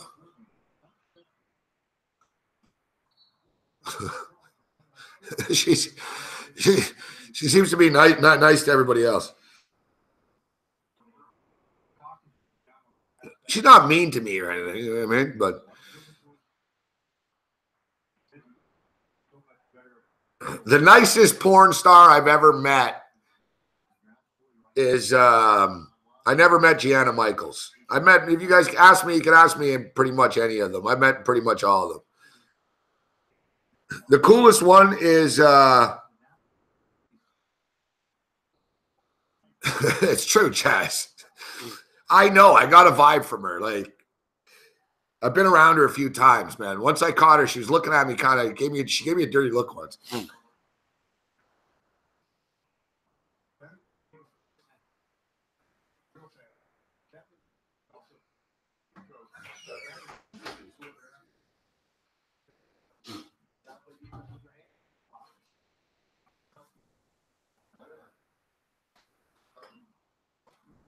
Yeah, the nicest, one of the coolest ones is Cagney Lynn Carter. Cagney Lynn Carter is very nice. She's a cool chick. Cagney Lynn Carter is really nice. Tori Black is really nice. Tori Black is cool. I'd say Cagney Lynn Carter is the nicest one, though. Like, she's a cool chick. Brooke Haven's cool.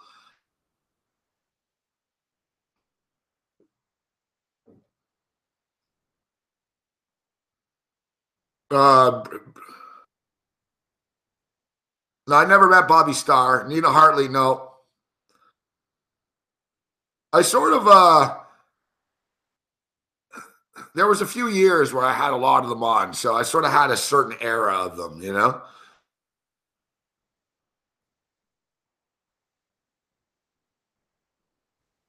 Brie Olson. The chicks that I had on, yeah, Alexis Texas I met. She's pretty cool, Alexis Texas.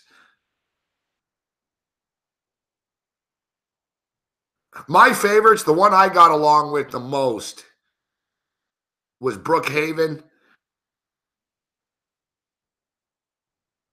Brooke Haven fucking invited me out, and I didn't go because fucking I had a girlfriend. Brooke Haven was really, she's hot too, fuck. I liked her.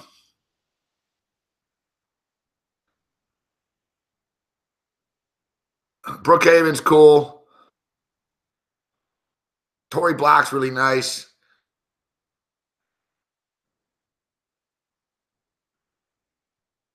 Ana Maria Rios. She's pretty hot in real life. She's cool in real life. I smoked a lot of weed with her. The most uptight, well, the most like uptight or sort of Brie Olson was kind of, she wasn't the nicest. Like I had them all in studio and shit, right? So, and some of them I had in my own personal studio, like they came to my place essentially. And they weren't dolled up or anything. So I met the real, like I'd see them when they weren't, you know? Like I said, Caddy Lynn Carter fucking did like a million promos for me and shit. Hi, I'm Caddy Lynn Carter. You're watching Gabriel Morency and MMA Meltdown. She fucking shows her tits. Like, fucking, Caddy Lynn Carter like started taking her clothes off in front of us. There was like fucking 6 dudes in the room. Everyone's like she's got a seriously nice ass, that chick. It's funny, she's known for her tits, but I told her too. I was like, damn. I was like, you know, fuck. I was like, you got a pretty serious fucking ass there, Cagney. She was pretty cool. Would I rather get the Lakers spread or Brookhaven? No, fuck. I'll take the Lakers spread right now. I like Brookhaven, but I double clicked this game.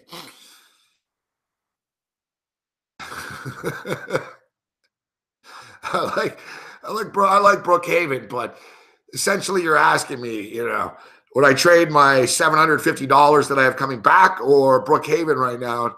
I love Brookhaven, but I need the money.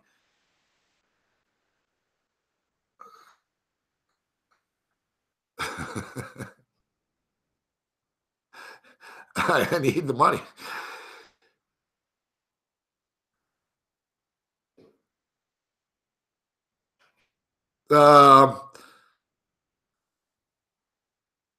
Yeah, you know that chick Katsumi. Katsumi. I think that's her name. She's actually pretty hot and stuff. Like she's hot in real life, but she wasn't the friendliest person. There was another chick that was in studio. She was very hot, and the agent guy asked me after how she was. I was like, she was terrible. Like, I said, she was terrible. I said, you know, she didn't want to be there. She's fucking, I don't know, man. Said she really went through the motions. He's like, yeah, you know, her cousin just fucking died yesterday. Like, I felt bad. I'm like, oh. Because I kind of trashed the chick, too. I told someone after. I said, she was the worst guest ever. Then I find out her agent's like, yeah, her cousin died yesterday. So she's kind of depressed. Like, well, you know, it's sort of a lesson. Never judge someone's mood. You don't know what just happened to them. You know, I learned my lesson that way.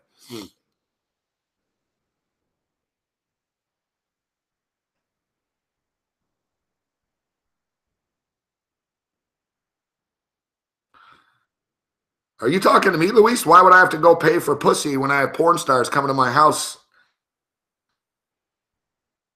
And as a betting man, I'm willing to bet you're a much bigger loser than I am. The difference between you and me, Luis, I've actually met these girls. You've only seen them on your fucking computer.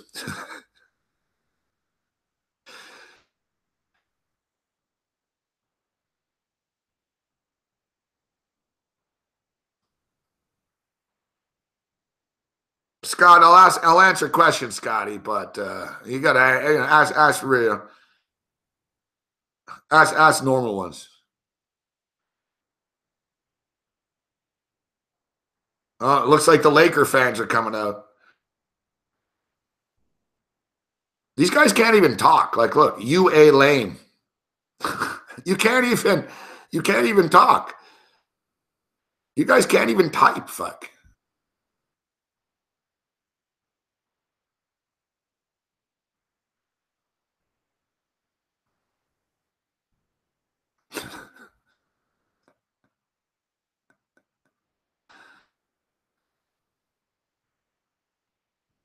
Yeah, we it was pretty good. We won a few hours, but we won a few hours, but hey. I'm telling you, HB 123, it's the Lakers only. Whenever the Lakers play. Shut the fuck up, Shavidi.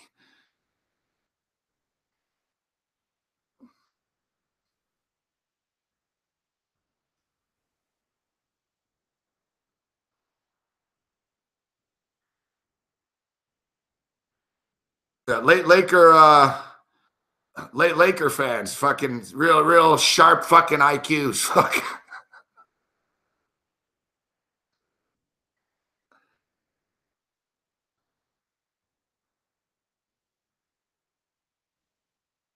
It sounds like there's a chick screaming fucking one of the places near me. Like something's going on type shit. I don't know what the fuck that is.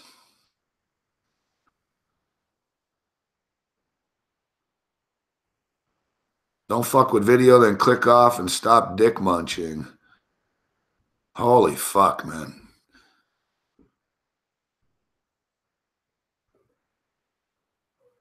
I guess this is what winning looks like in America. Are we winning yet? Holy shit.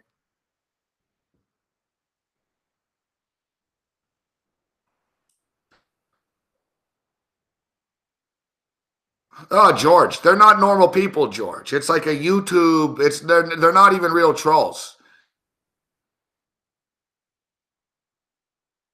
Yeah, the LA education system. The thing is, like the people, like that's the average person. They are that stupid. All right, 71-70 for the Lakers right now. Quick pace. They're going up. Do I think Lonzo Ball is a bust? No, I don't think he's a bust. We're 1 month into his we're 1 month into the guy's fucking career.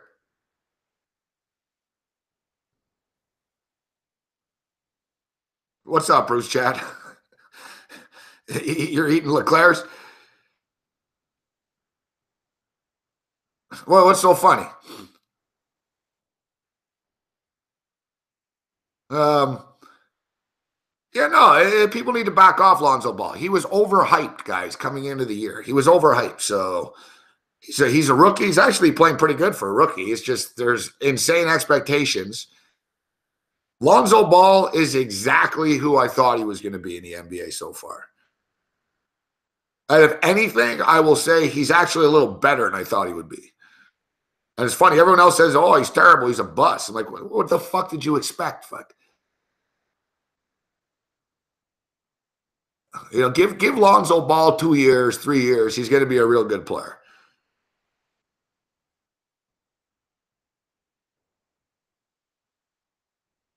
He's not terrible now. He just can't shoot. No, I said it at the time, Ace Farmer. I had Lonzo Ball graded as like the 6th or 7th best player.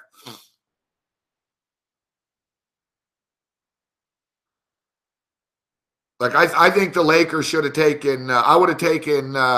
Listen, I was all high on Josh Jackson. That was the guy I was high on out of Kansas. But if I'm the Lakers, Jason Tatum was pretty damn good. Yeah, Kuzma's playing good basketball right now. But Kuzma's not in the same situation as Lonzo Ball is. Markelle Fultz, I like Fultz, but I didn't think that Fultz should have been a #1 pick.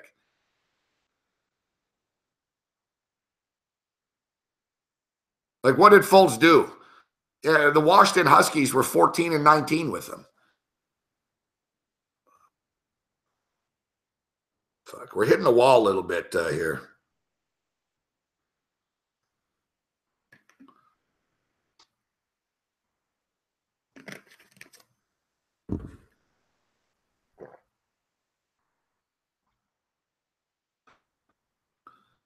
The second half is, we need to pick up a little bit. They've scored 20 points in the third quarter here. It's a good tempo. They're just not scoring. The Lakers specifically. The Lakers have missed putbacks, traveling, and they just sort of get a little sloppy. It is 72-70 for the Lakers still, though. 79-72 for the Golden State Warriors. Warriors are going to win the game. The question is, are they going to do enough to cover the number or cover the second half number?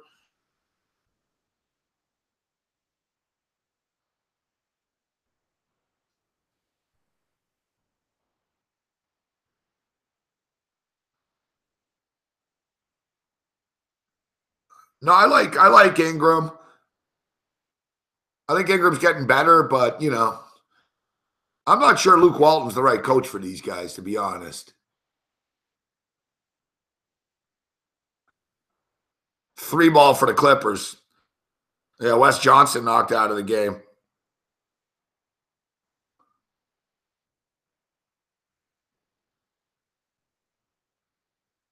Listen, the Lakers were fucking hell-bent on Lonzo Ball, man, you know? The whole local thing got the best of them, I think.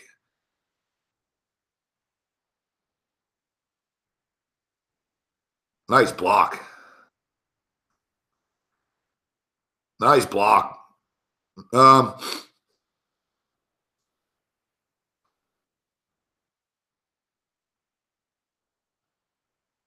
The thing with Lonzo Ball is, though, look, next year, now we're getting some points. Next year, the Lakers have money for 2 superstar players. Okay, this year is just sort of a waiting period and a growing period for the young guys.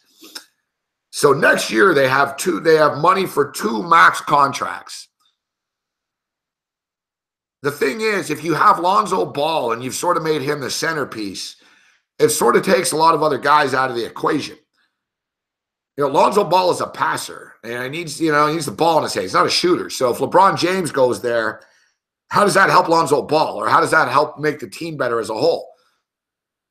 You know, you just have LeBron taking the ball and telling Lonzo to get out of his way type of deal. It'll be interesting to see who the Lakers get, who they, you know, Laker fan thinks that everyone wants to go there, but like I said, the fact that Lonzo Ball is the point guard sort of changes things. I don't know who they're going to be able to get. Probably LeBron James, you know.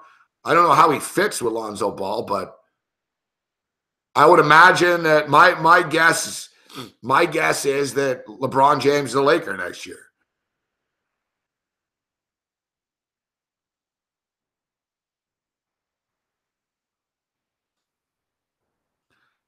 They'll have, you know, they'll basically trade people. You know, Lakers will sort of trade a bunch of people, bring in 2 new stars, keep Ball, and then rebrand again.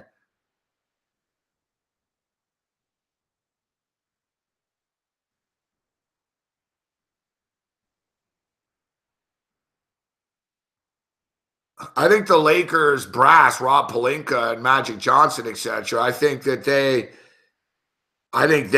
pretty much think it's for sure they're going to get LeBron, right? So, yeah, Tom Marino, though, I think he's at the point of his career where he doesn't really care about that. Oh, nice steal.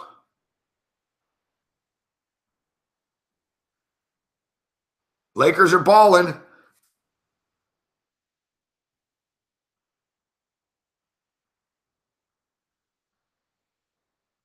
But look, LeBron James lives in LA.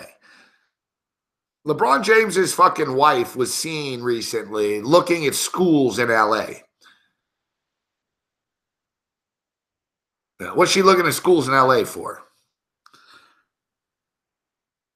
Let's be real. He's not staying in Cleveland. And he ain't going anywhere else in the East. There's a dude, my doorman during the day, he's a big basketball fan, and he threw something out there that at first I said, that's crazy. No, that won't happen. But there's a possibility, actually. There's a possibility, actually, of LeBron James playing with the San Antonio Spurs. Because I do agree with Tom Marino in the sense that, you know, LeBron knows if he goes to the Lakers, even if he gets another star, he's kind of screwed. He's not going to win. You know, he goes to San Antonio. LeBron James loves Greg Popovich. The San Antonio Spurs have money, and they've never been shy of spending the money.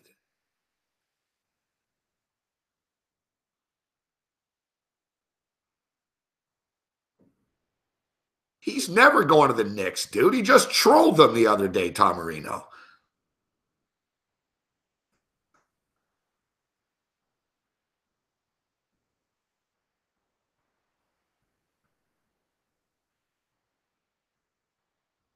LeBron hates the Knicks, fuck him. He's never playing for the Knicks. That's well documented. He ain't playing for the Knicks. He's never playing for the Knicks. He doesn't like the Knicks. He fucking ripped their draft pick the other day, fuck. You know, he started a fucking feud. He doesn't like them. He likes fucking poking them when they're down. Like, he doesn't like the Knicks. Like I said, I know he loves Greg Popovich.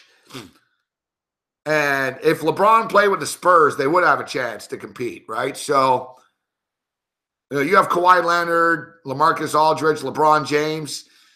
That's a pretty good combo. You know, you get another fucking, you get a point guard in here.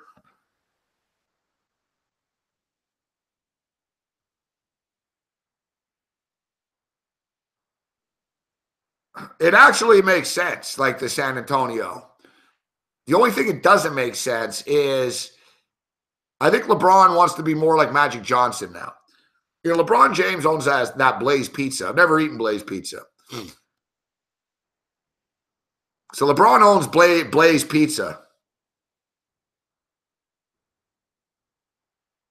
Fastest growing fast food outlet in American history. A couple of years ago, they had one outlet. Now there's like 270 of them or something. LeBron wants to be a major entrepreneur businessman, and he looks up to Magic Johnson.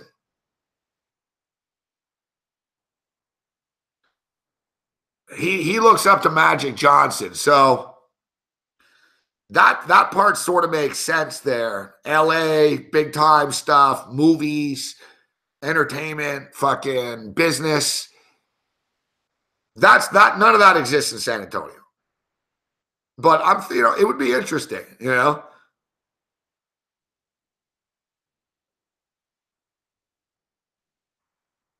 See you later, Scotty.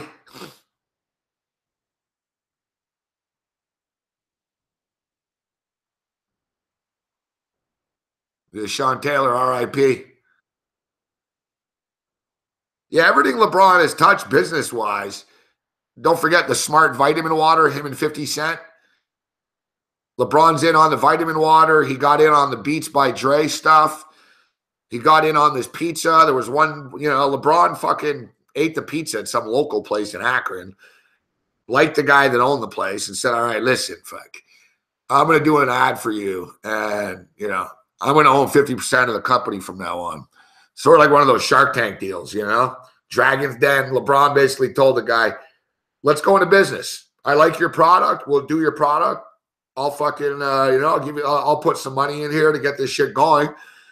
And I'll even be the pitch man. But they don't pitch it hard. He's not like a tacky pitch man, but he did like a local thing to get it going in the Ohio area. And it's fucking grown. The thing is, like, LeBron doesn't put his face on it. It's not like, oh, LeBron James pizza. Like, there's a Blaze Pizza in Toronto. It's gourmet pizza, too. It's like, it's not fast food. It's not like a takeout Domino's, Papa John stuff. It's like a sit-down, thin crust, healthier, you know, the trendy pizza.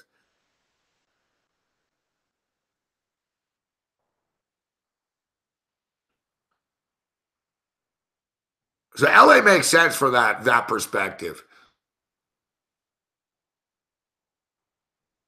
I think the Lakers were convinced that they would get Paul George as well.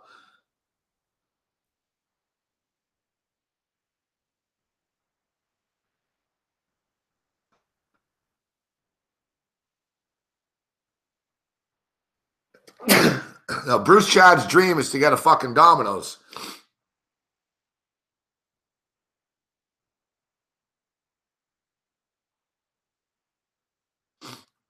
Beats by Dre are like the worst headphones ever. Fuck, they fall apart. Maybe like they're one of the models are good and stuff, but I bought Beats by Dre, the sort of earbud ones for somebody as a gift once, and they fell apart. She even told me they didn't even sound that much better than dollar store ones.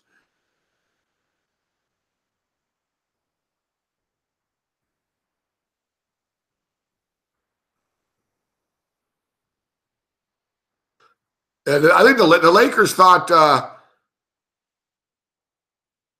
I think the Lakers thought that we'll get Paul George and stuff, but now that Westbrook's re-upped in OKC, I don't know. Paul George could stay there. You never know, right?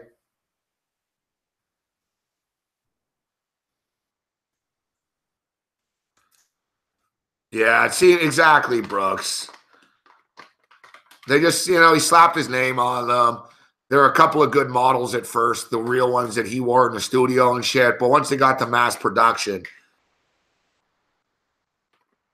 he was smart just to sell the name after. But I don't think Beats by Dre are that popular anymore right now. I think people caught on that they're overpriced and it's not worth it.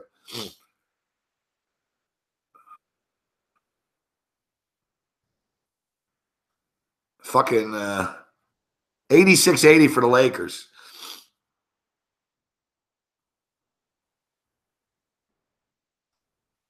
Yeah, I think the Bose headphones are way better, but they're not as cool. The name, right?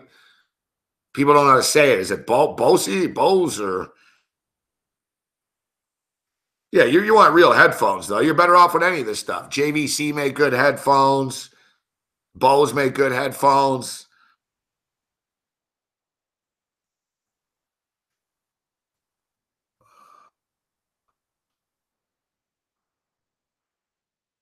Harman Kardon, the German stuff. The stuff that, Pink Floyd's producers are listening to in the studio. There's some high-tech good headphones. Beat by Dre aren't them.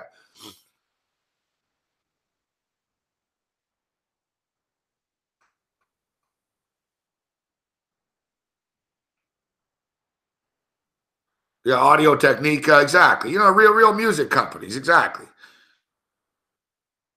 Yeah, Denon makes good products. Sennheiser.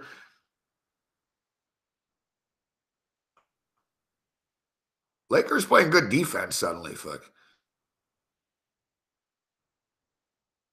86-85. So they got up to 171.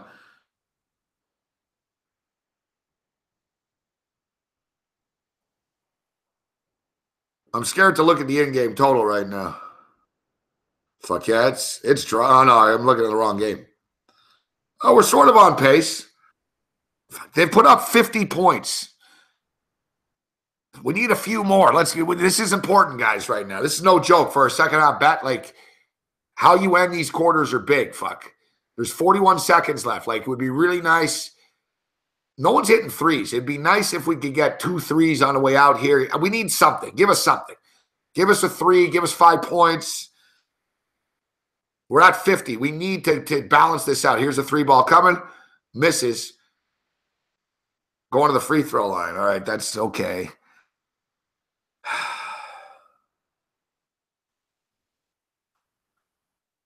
Sacramento fucking leading Golden State 90-89 with 9 minutes left.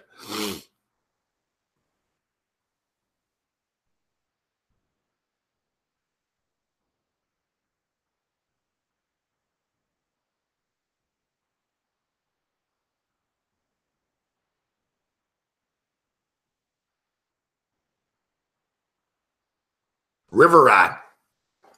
We're on live weeknights, every weeknight at 10 o'clock, River Rat. Tiger's done, dude.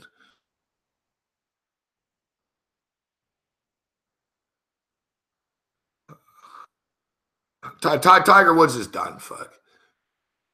You see that Tiger Woods and Dustin Johnson played against Brad Faxon and Donald Trump the other day.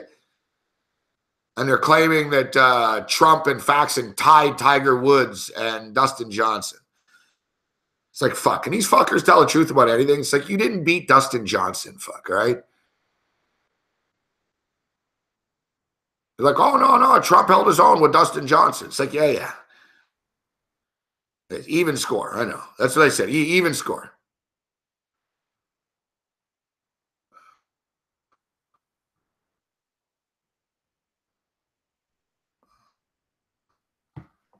I didn't notice this Cal 707 Bear. Is he a troll too?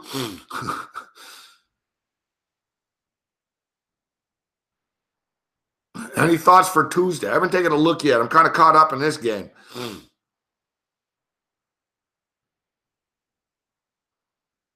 Yeah, that's what they're saying. Look the story up right now. Brad Faxon and Donald Trump. They're like, oh yeah, it was great. We tied them.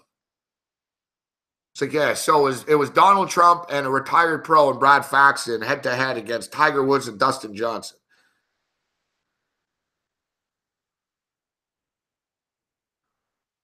It's funny though. It's like Trump, like they have to sell that. No, he's the greatest golfer in the world. He's the greatest everything in the world. He's the best.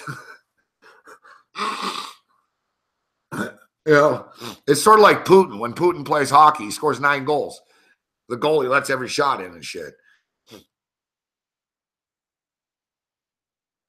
No troll, but no joker.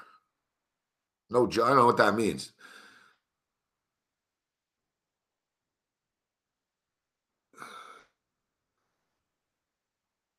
What I don't understand about Tiger Woods, yeah, they did play from the other tees, but I don't give a shit, Matt Dilks. There's no way in fucking hell.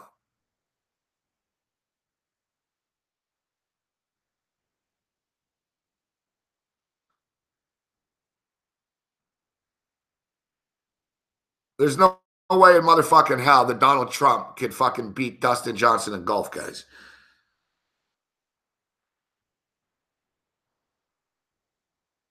I know, like Trump supporters, though, they're going to be like, oh, yeah, of course he could. He could beat Brock Lesnar easy in a fight, too. You can out-wrestle him. He's a great wrestler. Yeah, Kim Jong-un shot 18. You're right, Ryan B. Kim Jong-un, no, he didn't shoot 18. Kim Jong-un had 13 holes in one round, not 18. He had 13. And they all claim it to be the truth. Oh, yeah. Kim Jong-un had 13 holes in one round.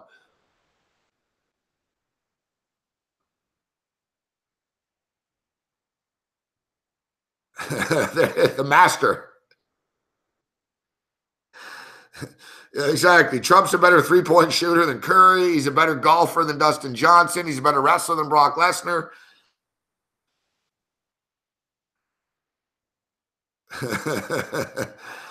How about you move on, Tyler? If you want, I can do it for you, Tyler.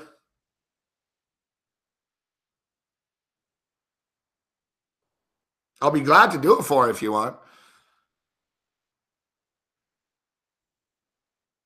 Yeah, Kim Jong-un isn't taking it tough.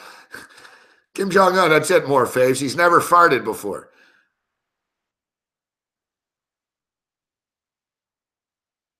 Yeah, score address is a mistake.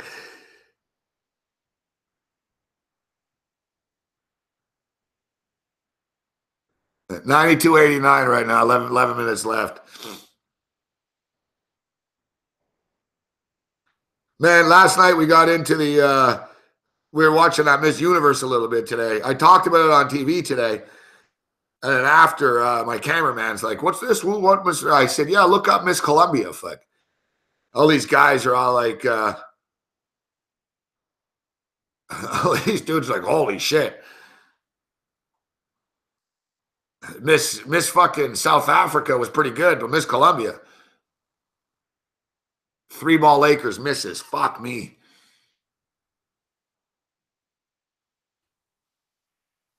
We need some points and we need the Lakers. Come on. Blake Griffin with the basketball. Back to the hoop, taking it into the rack. Hell of a move by Blake Griffin, but the shot didn't fall.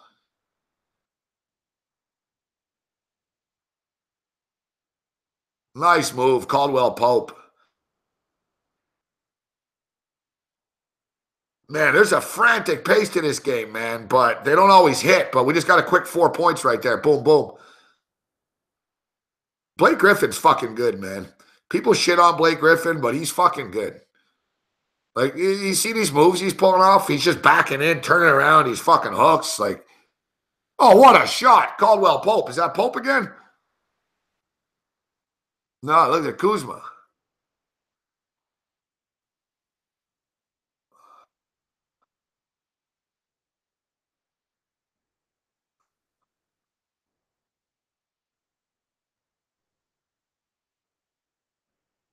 Lakers are looking good here. Like, you can tell the Lakers, like I said, they've lost 15 to 16 games to this team. You know they want to beat them.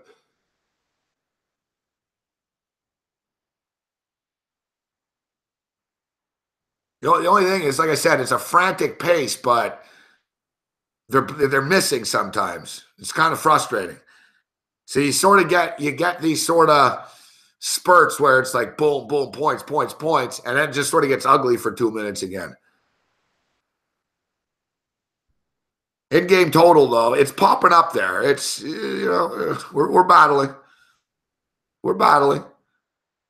Like, put it this way. In the third quarter, they only had 20 points scored at the 6-minute mark. Boom, 3-ball. Yes. Yeah.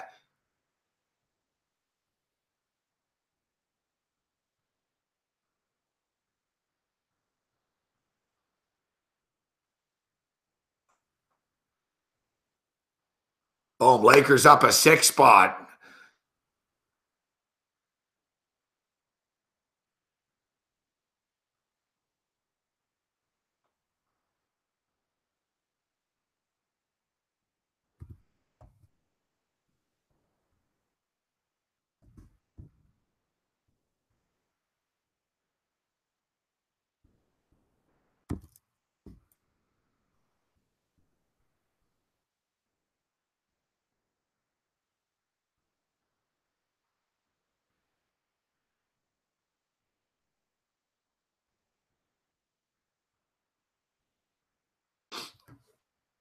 Jordan Clarkson, fucking hot as hell right now. Jordan Clarkson just hit a 3, hit a 2.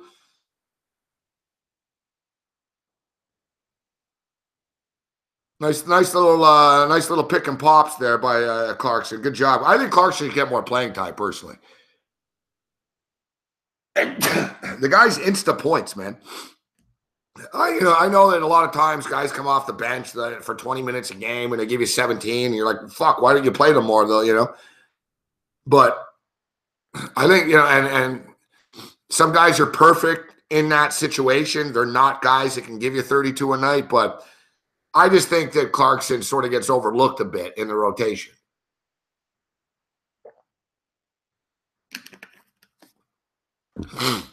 Oftentimes in the fourth quarter of these games, Clarkson's the one hitting big shots for them. I said that before at the beginning of the year. I followed the Lakers closely. I brought this up before that Clarkson would be a good player on a real team. Fuck. Lakers are so dysfunctional,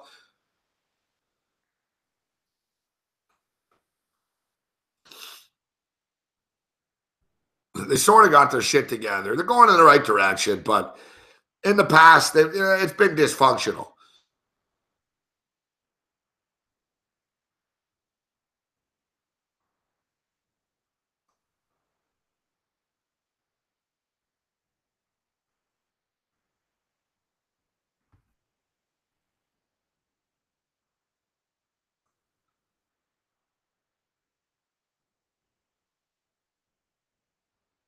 My own personal opinion on that, the stock markets are all up.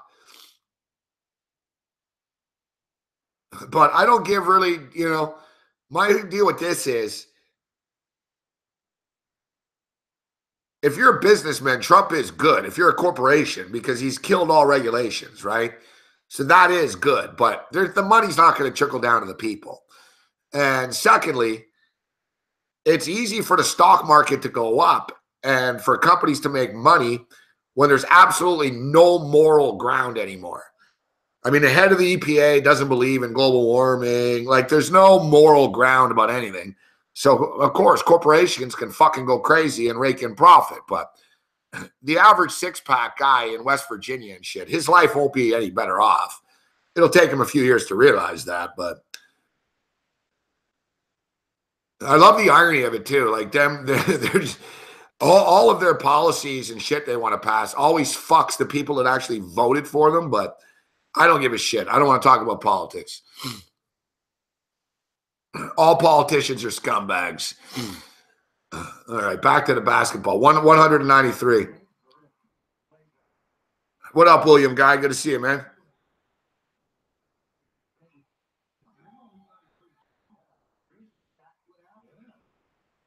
You want to invest in something, Tom, or you invest in Grand Canyon University?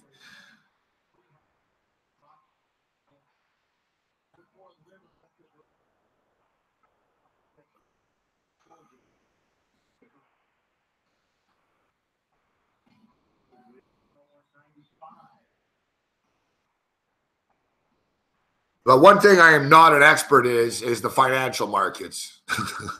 I'm bad with money management. It's the last thing I should be talking about.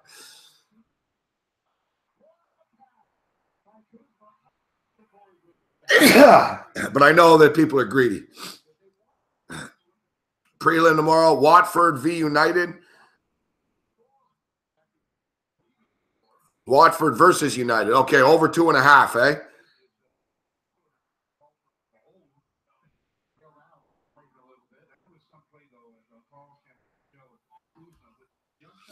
Yeah, don't worry, Tom Marino. The owners of Grand Canyon are all Wall Street guys and Goldman Sachs guys. They're on top of it.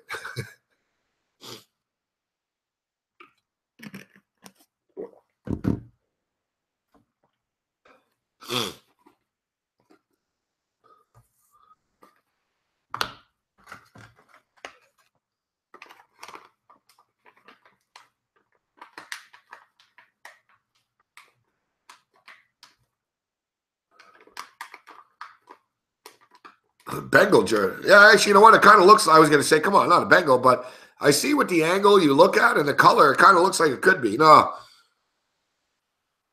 It's Houston Texans.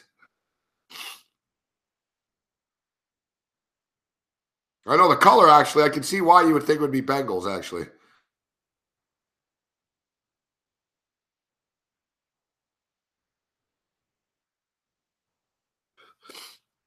D'Amico Ryan. Old school.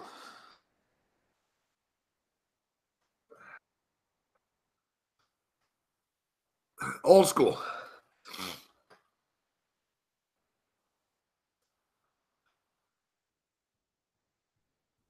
I had money I had money on the Texans tonight, so I figured I'd pop a little support for the Texans.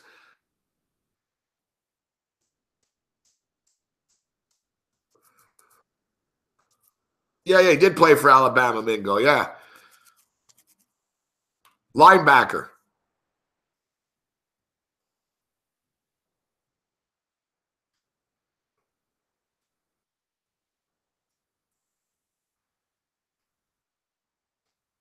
Yeah, linebacker. This game's getting close right now, 103 to 100.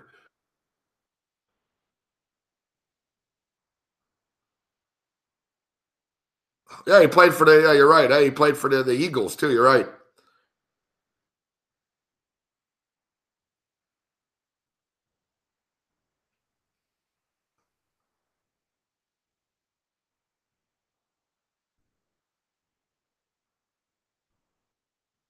Ooh.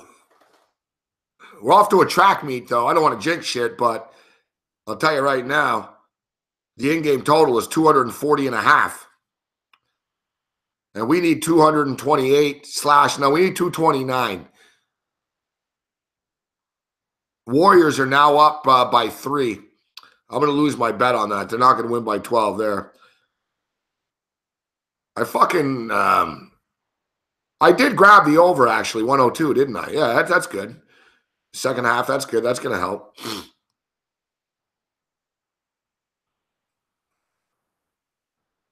We don't have the Lakers on the money line. We have them plus the points. So if they blow this, fine. No offense to anyone with the Lakers on the money line, but You know, we need the over.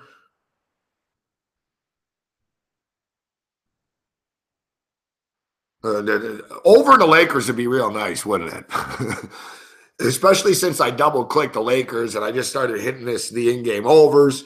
So, yeah, it would be nice to hit this on the way out. Great job by Big Man on campus last night. I saw that he stayed on through the night. I knew he was going to want to stay on all night.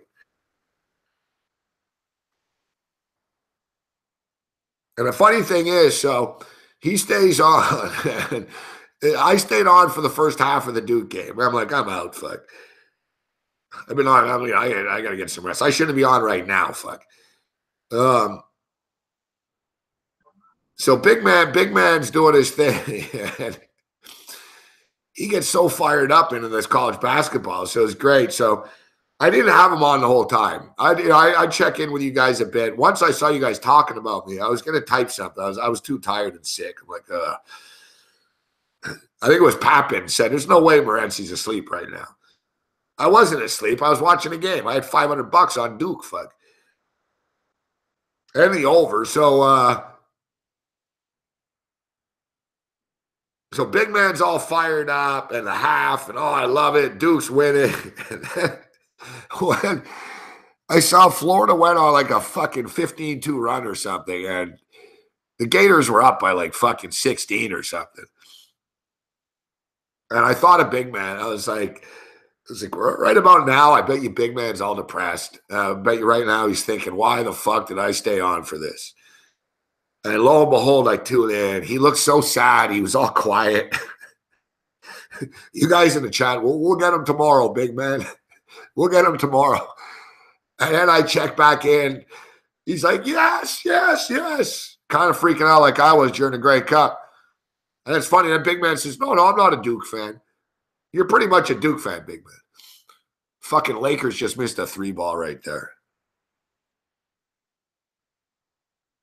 It's just sort of slipping away from the Lakers a bit. Clippers can take the lead with a bucket here. And I think they're going to get the bucket the way shit's going. Lou Williams just took a 3 from like way downtown. It was short. Take it to the route. Nice play, Randall. Oh, fuck off. He ran him over. In-game total plummeting right now. Just fell to 236.5.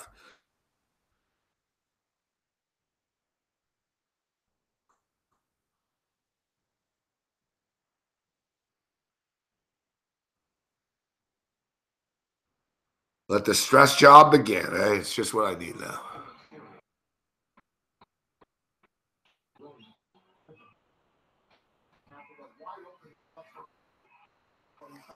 Wes Johnson hits it too.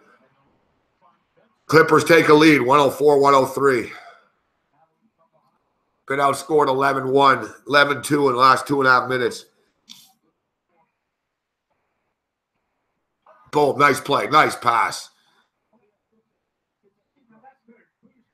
Nice play by Randall Ingram. See, 2 smart basketball players there.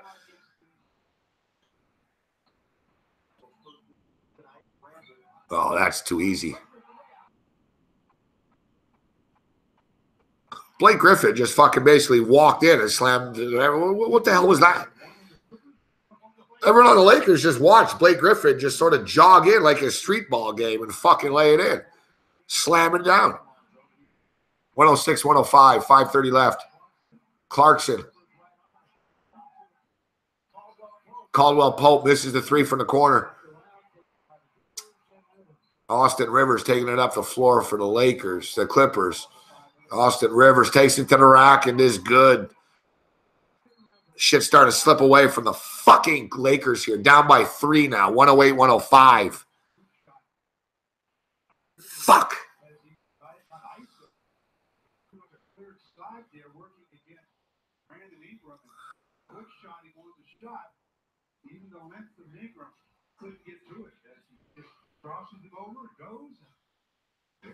Hey, what's up, big man?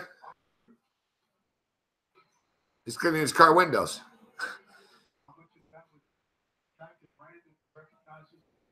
The big man last night was hilarious. Fucking Like, dude did when Duke were down. Big man's he's like, oh, he looks all tired and sad. Then after, yes, Duke. I thought at one time too. I'm like, man, Duke's gonna come back still. Fuck, they're pretty big on the money line too.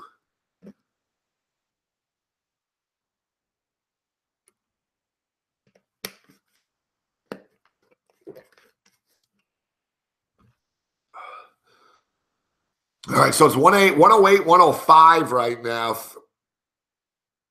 5 minutes and 13 seconds remaining. Shit's starting to slip away from the Lakers here. You know, the Clippers just owned them. 15 of the last 16 times they've beaten them. At some point, the Lakers, you guys need to step up. And another thing is, too, and I agree with LeVar Ball. It's not often I say that, but the Lakers have enough talent. There's no, we're a young team and shit like this. This is a winnable game.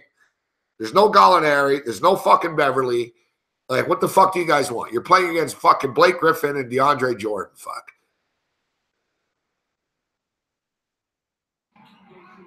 Oh, fuck. Pope misses another shot. You're killing me, Pope.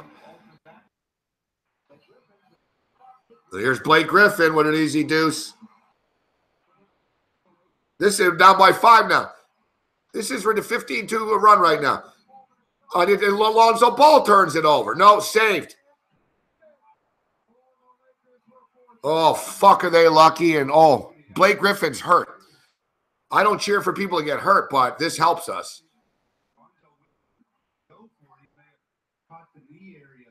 Well, he's getting up. I think he's okay.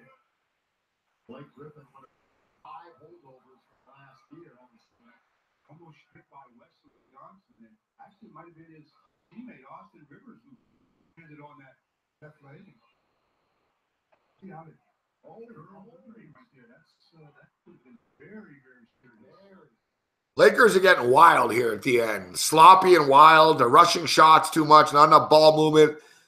And Lonzo Ball turned it over. Lonzo Ball came in all wild. He sort of fucking tripped over, stumbling and bumbling. He lost the ball, but somehow the ball rolled right to Lopez, and Lopez put it in. He's got a 3-point play. We really needed that. 110, 108. 4.5 minutes remaining. DeAndre Jordan, top of the key. Blake Griffin still on the floor despite the recent knee injury. Here's Austin Rivers at the top of the key. Back to Blake Griffin. Blake Griffin looks like he wants to take a 3. Blake Griffin working it in. DeAndre Jordan gets the rebound. Misses the putback, but will be going to the free throw line. DeAndre on the floor, just bigger than everybody. Jumps really well. So throwing the glass and gets fouls and shoot the free throws. He's made the only one he's tried tonight. He's only had 1 free throw attempt all night, DeAndre Jordan. And he makes the first one.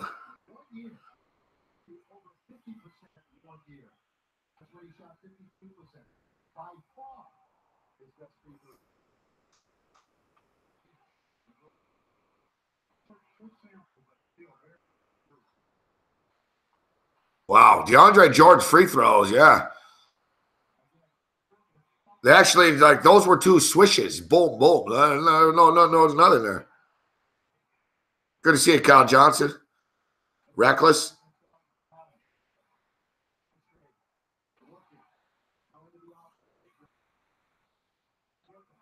Nice play, nice play, Ingram. That's the thing with the Lakers, too. Who's the guy late in the game? Like, who's the guy taking the shot? Fuck, give it to Ingram.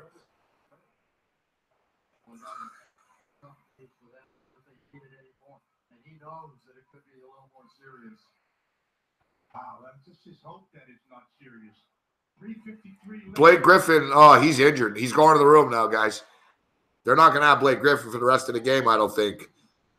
Like I said, he went down. He was hurt. He kept going to his knee, his kneecap type area. And he just played out. Like, after he got up, he didn't leave the game. And they just went up and down the court for about 2.5 minutes. But as soon as the whistle happened, Griffin fucking looked over and said, I'm out. And he started walking out. Fuck. Now, I don't know. Is he going to jog back? His commercial break? I don't know. But I don't think so. And the announcer just said, oh, his knee. Blake Griffin's having a nice year. Fuck, I don't want to see the guy get hurt, but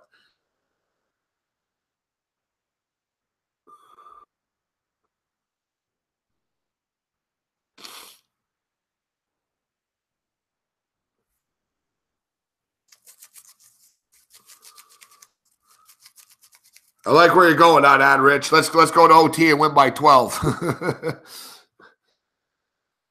Is it going to overtime, really? 108, 106. We hit the second half over. 102, we gave you that. Like Jazz says, the late night picks have been great.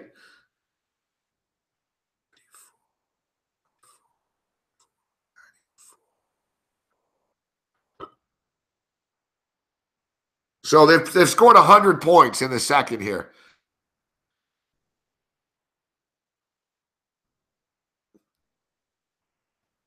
Oh, make it 114, 110 right now. Lou Williams, 36 points. I was going to put him in my DraftKings lineup too. Don't take a bad shot here, LA. You need this. It's going to slip away. Here's Brandon Ingram. Take it to the rack. Foul.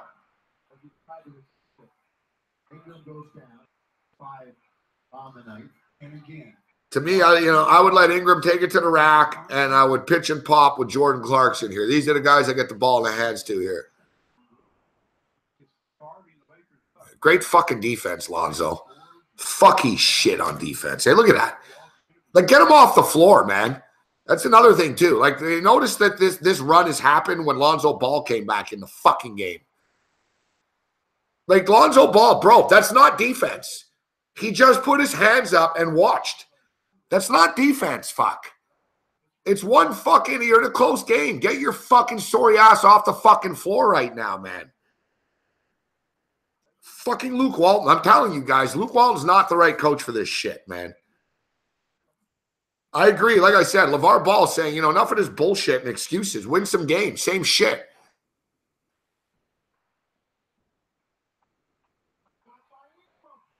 All right, blocked by, what are you doing? Fuck.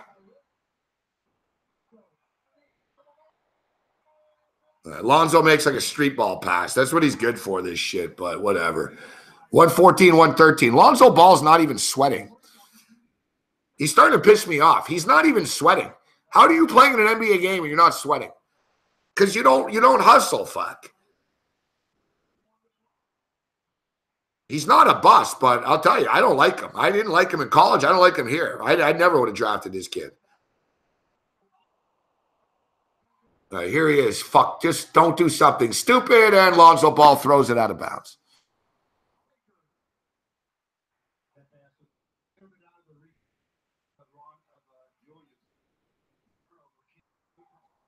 What did I just say? Don't do anything stupid, and he tries to get cocky with a Showtime pass. You're a fucking dickhead, Luke Walton. You're a fucking asshole, man. Get him off the fucking floor, fuck. Don't pass it to him. Oh, God. Lonzo takes a bad three, misses it. Fuck, man.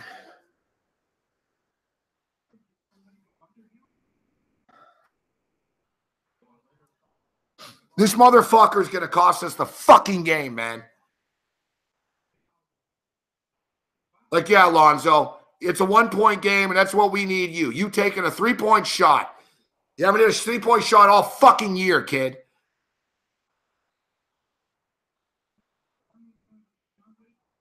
Holy fuck, man.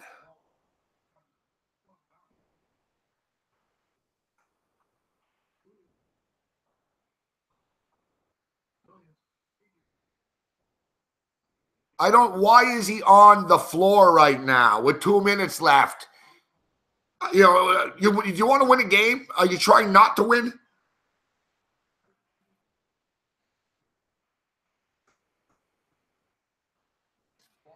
It's like every time he touches the ball in the last 2 minutes, something bad happens.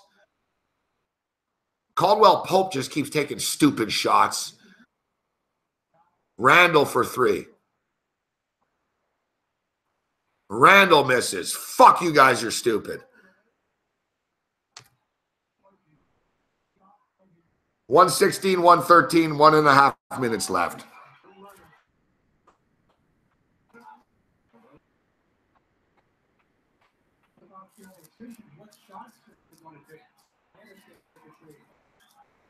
Why do you guys just only take threes?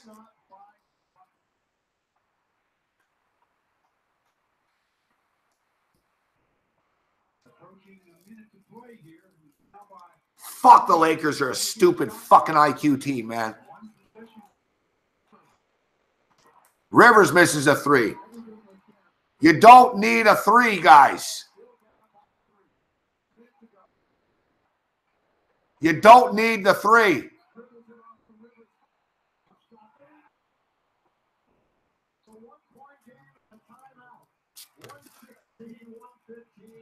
KCP's got 29. Wow. KCP, turn around, have to find the basket while in mid-air. As Otis spin, he was elevating. You have to elevate, find your target. Ball was almost loose, turn, shoot, find a target. No problem for this. As hot as he was, before that shot, Caldwell Pope had this 7 in a row. All right, well, we hit the over second half, baby. Cash that shit up. We hit the over in the game. We need the fucking Lakers plus the points, and it'll be real sweet.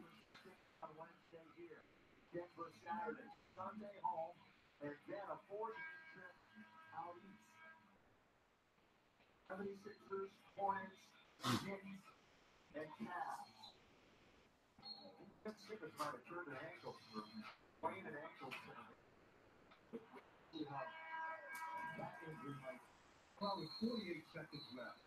Obviously, the Lakers, this game is in the Lakers' defensive end. This is where they have to learn to get stops when they need them at the end of the game. Struggling with their offense a bit. So you got to have your defense keep close enough to get that one shot you need. But if you keep giving up scores, it obviously makes it difficult. Now you've got Kuzma. They arguably best Lakers shooter. He's back out on the floor. Out on the floor with 48 seconds remaining. Crowd coming in. Doing stuff right now.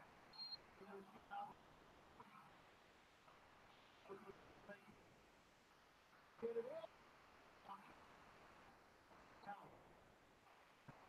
I wasn't doing it. It's secret long, but at the same time, Lakers posted. Couldn't hit fast off the Lakers. Even off of it. What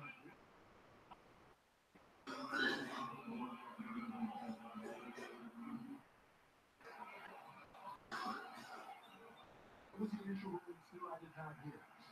Another look at this.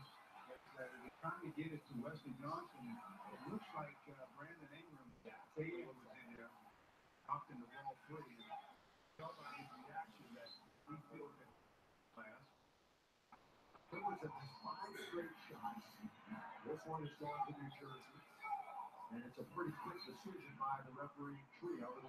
I'm surprised that they want to keep DeAndre on the floor, but I'm surprised they would have him be the trigger man. You normally want one of your better passers to take the ball out of bounds, one of your better big passers, so they can maybe see over the defender and make good decisions. DeAndre again. No issues this time. 44 on the game. Well, they're going to lose. You know where they're going to go. There he is with it. KCP has the second.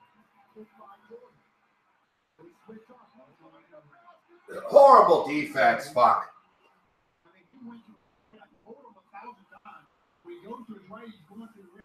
Champion, they can give up the basketball. You don't get him an uncontested layup. He's got 40 points. Go ahead, please. Beat the Lakers.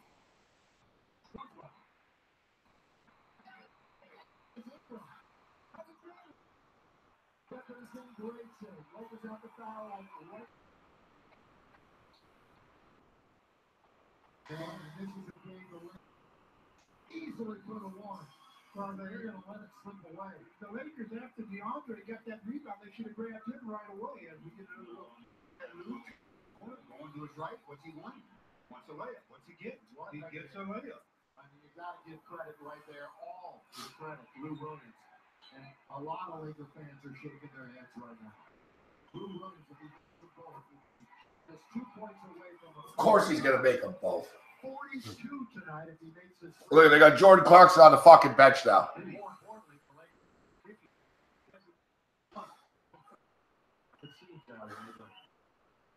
Luke Walton's a fucking idiot, man. Now we're down by 5. Fuck. Stop Lou Williams from going to. He did it every which way. Shit ass fucking Lakers, man. You guys just let Lou Williams walk in. You foul the wrong guy after. Fuck, man. Like, this is on the coach. Like, at some point, Luke, like, you know, I get it. You know, you were fucking good with Golden State. Like, who couldn't be? Lou Williams, 42 points. Yeah, it's easy to score 42 points when the other team doesn't defend you. So why not just go ahead and pick up his group, get out of the double team, go back and match up, and start to get all over. But it's been a strong suit for the Lakers up to this point. Really, their defense was completely fell apart. Clippers, 48% on the floor. Lakers about 4.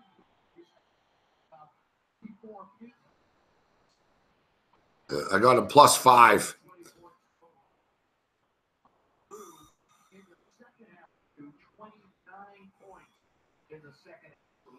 I got him +5, and I have it at +6 at one spot, but it's a small bet at +6. I need the +5 to at least push. Fuck. They're going to go down the floor. They're going to shoot. They miss. They're going to foul. Like, they're down 5. They won't quit. We're going to get screwed. Fuck, man. They need to score here. Fuck. Or at least, like, take the whole 11 seconds off or something. We're going to need some luck on this one, guys.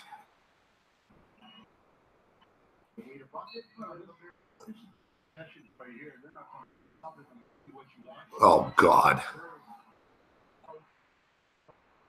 And Lonzo Ball takes a 3, and it doesn't even hit the rim. We get the push. Are you kidding me? That was the shot? Lonzo Ball to take a 3? Do you see that shot? It didn't even hit the rim.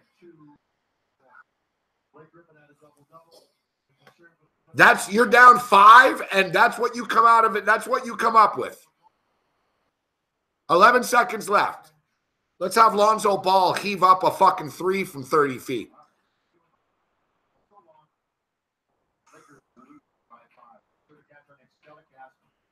Wow. The Clippers were going to let you walk in. You guys are aware of that, right? They weren't going to foul at 5. You could have just walked in, laid it in, and then fouled them. You ever heard of playing the foul game before? Luke Walton's a useless fucking coach. Lonzo Ball's not a bust, but, you know, he's in the first month, but whatever, man. It's fucking ridiculous to me that a fucking coach thinks it's a fucking good idea to have this fucking shithead kid on the fucking floor. Lonzo Ball pretty much cost us this game. The whole run happened when Lonzo Ball was on the fucking floor. His fucking shitty-ass fucking shots. We had a fucking 3-on-1 fast break. He fucking threw a cocky-ass pass out of bounds.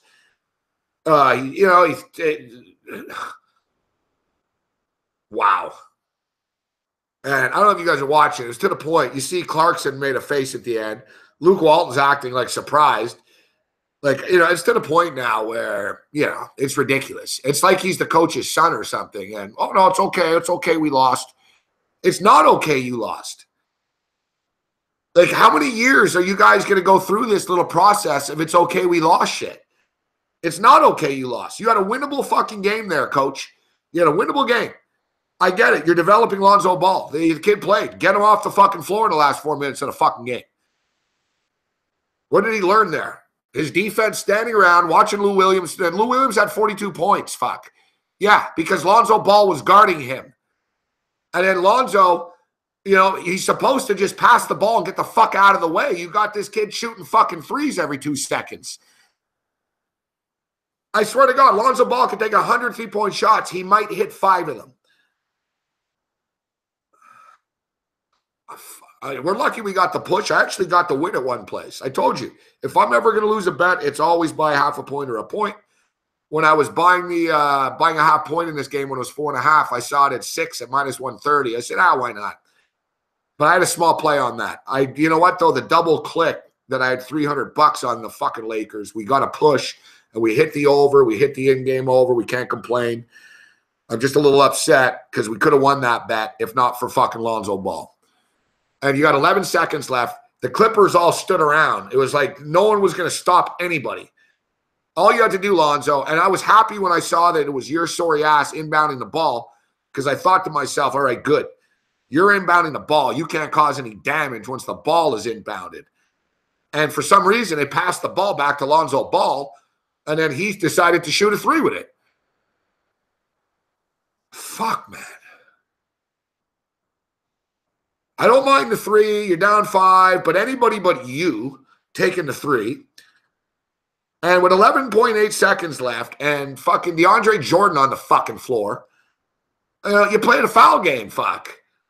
You're down 5. You score 2, 9 seconds left. Foul, go down, shoot a 3, foul. Like, that was the worst coach fucking last 2 minutes of a basketball game I think I've fucking seen ever. Like, that's Bush League shit, Walton. Yeah, honeymoon's over, fuck.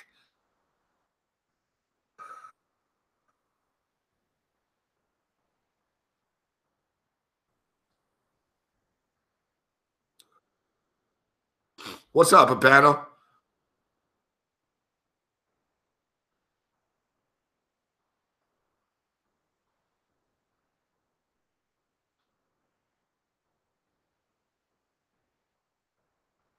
But when it was all said and done, it was a very profitable game for us. We'll take it. We're just getting greedy now. Hey, we hit the over in the game. We hit the second half over. I hit an in-game over. The late night run, baby, at the end of the night again. That's how we roll. You believe that, Johnny Kicknuts? What did you have that at? This is what we talked about. Please don't tell me anyone had 4.5. Please don't tell me anybody had 4.5 and just lost by half a point. Like I said, guys, I know like some people, like the so-called sharps will say, oh, no, I don't buy half points. All right, I don't know. Whatever. Yeah, then let them lose by fucking half a point all the time. I'm glad I bought. Look, I fucking paid for the point in the football game. It saved me 39 push.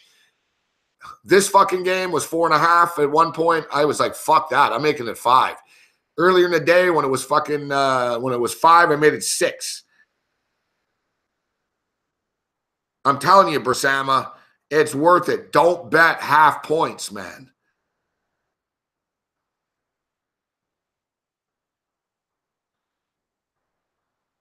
In my own opinion, anytime it's a half point, I always buy down or up. So this shit doesn't happen. Because anytime I got a half point, I'll get fucked by it. But anyways, I got to get out of here. Exactly, Tommy C. The lines are so sharp. Look how red my eye is, fuck. This isn't me being stoned either, fuck. Like, there's not an ounce of white in my fucking eyes, look. I got to get out of here and get some rest. We gave you some winners on the way out. Pretty nice night, actually. When we hit refresh, I just hit refresh at one book, and it's climbing. I'll tell you the story tomorrow, but I had one account that I started with $250. I built up to $1,300. It went all the way down.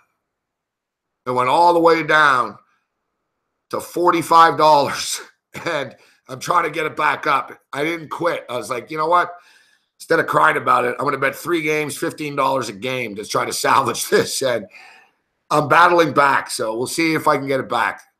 But anyways, I got to get out of here. I'm sorry to hear that, Rad Rod. Buy a half point, brother. It's a lesson learned tonight, guys. All right. Thanks for tuning in, everybody. Give us a thumbs up if you can, if you haven't on the way out. We'll see you tomorrow. See you later, Olin, Tom Marino, Tommy C.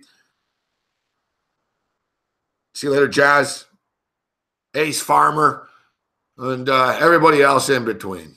Alyssa's looking for a friend. Aren't we all? Other than that, you're on your own. Later.